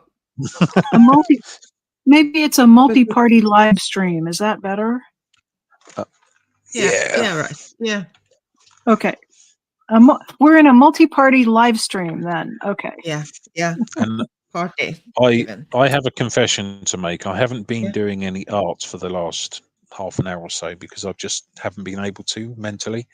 I just had to take a break, so I've been fiddling around with my game on my phone. Yeah, but Well, that's okay. yeah, I noticed you were you could have checked out a while ago, and I thought you were waiting for the masking fluid to dry. Well, I was, but then I just sort of mentally, I just sort of had a mental just yeah. So yeah. I'm going to get back to it in a few minutes. So yeah, so, apologies. I was Well, I have just space. I've got space for about 4 more pebbles, and then I'm about ready to call it. I don't know where we're at on the time because oh, we're 3 hours and 15 minutes. So yeah, I love hanging out with you guys, but it's I feel like I'm about ready to get up and move my body around because I've been Yeah. sitting in it a while. yeah, I think it's getting towards that time, isn't it? This is That's always the another thing problem. with autism. Like, it's hard to know when things should start and when things are over, or when the conversation is finished. That is a struggle that a lot of people with autism have. Oh yeah. Oh yeah. Are we done yet? I don't know. I'm horrible at ending stuff. It's just Yeah. why Mayo we get caught on our lives for Yeah. quite a few hours sometimes Yeah. Yeah. because neither of us know how to say stop. And of course that's when I if I didn't enjoy this, if I just was thinking, oh Jesus, I want to be done with this, I could have ended it, but like, yeah, I have to do something else or whatever. I'm Yeah. busy, and but when I'm having a good time and I don't want it to end, it's like, oh, okay, I just keep on. Yeah, I'm perfectly Same. happy here, just chilling out. It's awesome. So with autism, is like making decisions. Uh, is that some kind of autism thing? Well, I was talking with people on there's another YouTube creator her name is Taylor Heaton, and her channel is Mom on the Spectrum. And she runs a community and also posts a lot of community posts and asks people questions. And one of the topics was making decisions. And it was a very lively conversation in her comment section about decision making. And I'm one of those people, like, I get in a store and I have to look at every option. I feel like I have to find the very best answer, the very best solution. So Mm-hmm. like, if I'm going to buy a black t-shirt, I might go to 3 stores, look at all of the options, try them on, and compare, every attribute, the fiber, where the tag is placed. Is it a V-neck? Is it a crew neck? Is it lightweight, heavyweight? And I cannot make a simple decision on something as basic as a black t-shirt until I've looked at all of the options. And you certainly could go in and just say, does this one fit me? Good, go pay for it and get on my way. But Yeah. there were a lot of people who were like, that comment got hundreds of likes, and people just, there was a whole comment stream below it of yes, and what if we could have a store that had all of the available options and they were just located all in the same place, so we could stand in front of 6 feet of shelf and look at everything. And so apparently that was just something that resonated with a lot of other people there that also deal with decision making and autism. Yeah, because I've well, now when I was younger, now I have pain. I cannot go to like all the stores because it's not. I will get just drained, and I hate to go to now. I'm I don't want to go to stores, so to shops. Mm-hmm. But if there is something I am going to buy, I have to figure out what is I want the best Mm-hmm. option, kind of. But the Mm-hmm. problem is if I find 2 things and I I really want both of them. But I can't figure out which one of them will be the best option for my needs. Mm-hmm. And so you go home So with nothing? No, I know both. You buy both. Yeah. Yeah. Yeah, that's I I either will I I will decide like neither if I can't figure out which one, very often I will just go home with nothing. Or I've finally started to coach myself that it's okay to buy two of them, buy one, both things. But it's like the simplest things just become these Yeah. huge obstacles. Yeah. oh yes, that's certainly the And case for me. it's like a thing just during Christmas there are some days that everything is closed here. Like Hmm. food we cannot, so we have to kind of get food for 3 days or something. And that's just so hard because I can plan what I am going to eat tomorrow, the next day, like, so it end up like with almost nothing, like just the plain simple basic things. Hmm. Or I just buy everything. Like I have so much food and so much stuff that it's insane. So I can go it, through like for weeks where I basically eat the same thing for the meal. oh Like, yeah, maybe yeah, 3 different sandwiches, and it's um that there's some comfort in that routine of just knowing that it's lunchtime, so it's going to be a tuna fish sandwich made with pickles and mustard, um yeah. and then the ADHD kicks in, and I want variety and I want some novelty, but generally I kind of want what I want, and I don't like it when I can't get the thing that I'm used to having. It's very distressing. We're all And just completely messed up, aren't we? If you think about completely. it. And also like routine, I have to have, so like even I'm if I'm up late, so usually I wake up early, but I have to have my alarm clock on, the alarm on my phone, for like 7, so I won't sleep any longer than 7 if in case I go to bed like late. So I cannot. So even if I just sleep 3 hours, I have to get up at 7.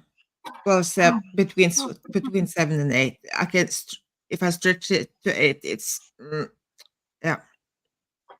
A lot of people with autism really like a routine, but you throw some ADD into it, and like I have a particular way of doing things. I have Yeah. routines, but I don't have schedules. Schedules are really hard for me, but Oh, no, no, no. I have a very routine way about how I do the things that I do, and I don't like to vary from doing things the way that I do them, which is, of course, the only way, and it is the right way. Of So, course. and each of us probably feels like our approach is the right way to do it. It is for us, Yeah. but yeah, no, I, I yeah. Yeah, I have like many years ago I had a friend was visiting me, and You need chow. she was going in the Okay. freezer to get some ice cubes, like it was in an ice cube tray, and she took it out, and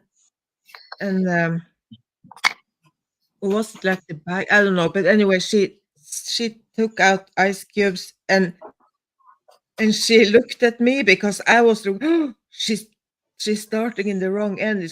She was doing something that was not the way I was doing it, and she stopped and she looked at me and like, yeah, and I kind of wasn't aware that people had noticed that I had some certain things I don't know. She was kind of, or maybe I did something. Listen, well, so she stopped and like, just to take ice cube out of, like, How ridiculous is that?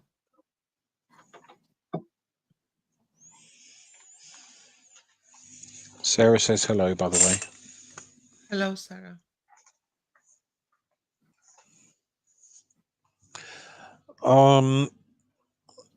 We're at the 3.5 hour mark. I'm going to have to go, I think. I'm going to get myself sorted for tomorrow.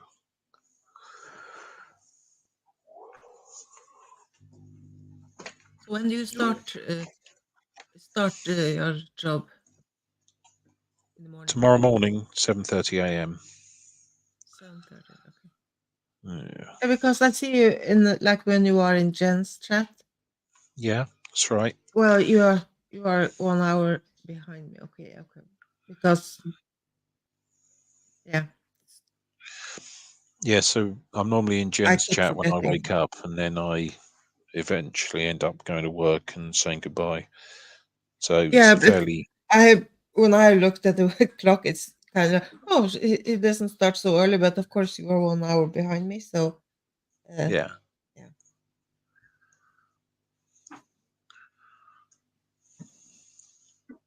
So it makes sense. Those mushrooms are lovely. We've got mushrooms growing in our kitchen at the moment. Oh, Yeah, one of the plant pots that we have there. It's got mushrooms growing in it. Oh, wow. like Hmm. intentional? Like it's supposed No, to? not intentional, but they're Okay, there, and we like them, so they're staying there. okay, yeah. Yeah. You should, Excuse me, you should yawning. order one of those mushroom growing kits from Amazon. They come in a kind of a block of sawdust, and they're all inoculated. And you Hmm. cut an X in it, spray it with water, and then you can grow oyster mushrooms or enoki mushrooms. And if you've got a kitchen that'll support fungi growth, those fresh mushroom kits are really cool. Yeah, I agree. I've been wanting to get one of those for a long time. They're run So only what? like about $12. They're not. They're really fairly inexpensive, and you can get 2 or 3 crops out of the box. So there are special mushroom growing kits? Yes. Wow. Yeah. Yeah. I've got an acquaintance who lives in Hawaii, and somebody sent him one of those off his Amazon wish list, and he grew it from, like, there's a place on the front of the box, and you grow it, and they grow out, and then you can turn it over and grow it out the back. And he took the thing and broke it into pieces and put it in separate pots, and like he's just getting golden oyster mushrooms, I think is what he got. It's just going to town. So I'm always looking at his Instagram feed and thinking, I wish I could grow lovely mushrooms like that. But Yeah. Well, do you know Gnome maybe. from some of the chats? Yep. Gnome goes and picks them from the wild, doesn't he, from around his house? Yep. Yeah. I used to do a little bit of foraging with friends when I lived up in Alaska. There's a lot of cool places to go find wild mushrooms.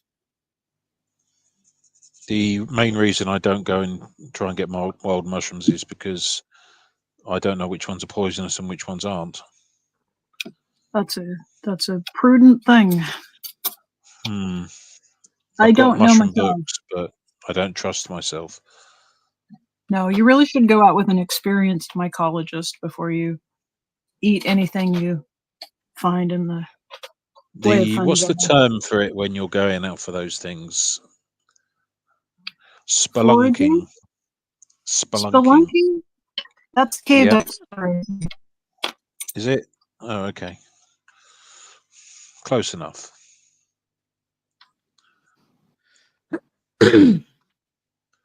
Mushroom. I'd never liked mushrooms, so I have never been out picking mushrooms. I don't. I absolutely hated them when I was a kid. The texture just it was one of Yeah. those foods that was Yes. Oof. absolute no. But as an adult, I developed a taste for things that were cooked in white wine and butter. So Oh, okay. I came to, but I used to absolutely refuse to eat if my mom cooked with mushrooms or onions, or had a lot of food aversions as a child. I still do. I just, as an adult, you don't have to confront the things you don't want to eat. So Yeah, you have a little bit more free reign, don't you, as an adult? if I don't I'll like be it, in a it doesn't have to go home. Yeah. yeah. Yeah, that's the beauty about being an adult. One day I'll grow up properly, and you know, I'll get there. So I have noticed that over in maybe because it's expensive and stuff, but in America there are a lot of uh, people that live with their parents. Like when they are grown up, they haven't moved out. That's kind of a new phenomenon in my generation. Everybody, Yeah, as soon as you turned 18 or finished high school, you were out. yeah, yeah. Yeah, because I But have been kind of surprised about it, and I have asked some because I have other friends outside this community also. And like, why doesn't this person move? Like, yeah. so, and but yeah, it's expensive and it's this and that, and I'm thinking, oh my god, I would go crazy if I could. I was out of there as soon as I could. So if I had to, Well, I know in the 1980s, I was aware of, I had friends who lived on the East Coast and like in New Jersey, and young people couldn't afford to buy a house. So it was pretty common for a family to convert a garage into like a newlywed apartment, and people would probably spend 2 to 5 years living with their parents after they were married, saving up to be able to afford to buy a house.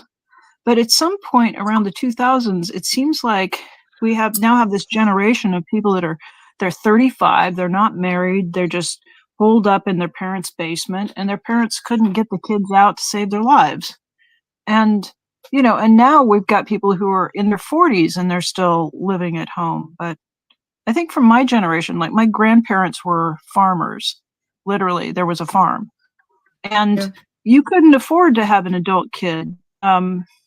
You couldn't support that many people if they weren't working to make the agriculture a success. So as a young person, like at harvest time, my mom, my dad, and I was the oldest, so we would be back working, helping bring the harvest in. But the farm yeah, couldn't yeah, support that many people, so everybody kind of had to spin off and go make their own way in the world. I don't understand the yeah, phenomenon myself. I think it's a little I think people are capable of working, and we've got these young people who think they should only work 20 hours a week at a job that doesn't pay that well, and parents who think it's okay to just I hear people talk about it and they're frustrated. They're like, I can't get my kid out of my basement. yeah, I don't know. yeah. I don't know how you solve that. Yeah, because that's how why I kind of because I have one friend she is so frustrated over the, this grown up kid, kid who is like my age. So What, 25, Maya?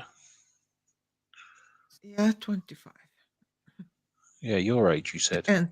and a couple of months. you know, Don't when I I don't turned when I turned 30, I decided that that's enough. And so when I turned 31, I told all of my friends that I was 29. And then when I turned 32, I told them I was 28.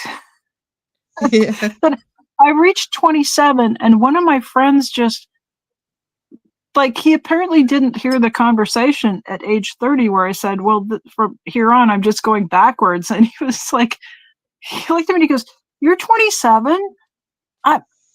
I'm 34 now. How are you 27? Like We most all of went to my school friends. together. Yeah, he was like, that doesn't seem right. Like I thought it was just a joke and everybody was in on it.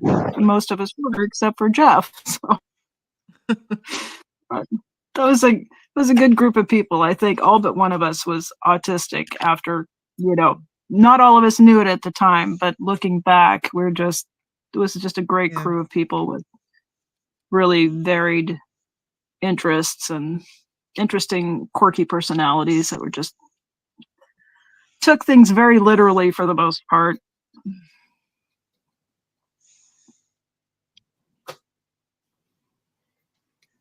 Yeah, no, I don't get it. So what's your friend gonna do? She's just got an adult child stuck in her house. Yeah, Must be well, must be frustrating for her. yeah, and of course, I don't have kids, so I can't. I do understand it's hard to kind of kick out your kid, but when you start to like between 40 and 50, it's kind of. I think it's time. Yeah. Well, especially if they're not working and supporting themselves and just raiding your Yeah, well, refrigerator all the time. yeah, well, she's working, but like I don't know if she actually pay at home, but like her mom uh, has two cars, so she keep the other car for the daughter, so she can use. And I'm like, what? Why can't she buy her own car? And it's Wait a so minute.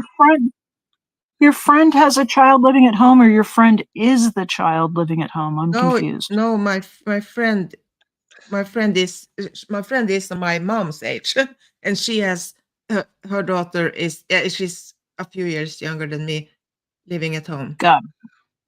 Okay. So and a while there, she was out like going to the pub and was drinking and stuff, and it was very frustrating, and the car and everything. And I couldn't figure out why.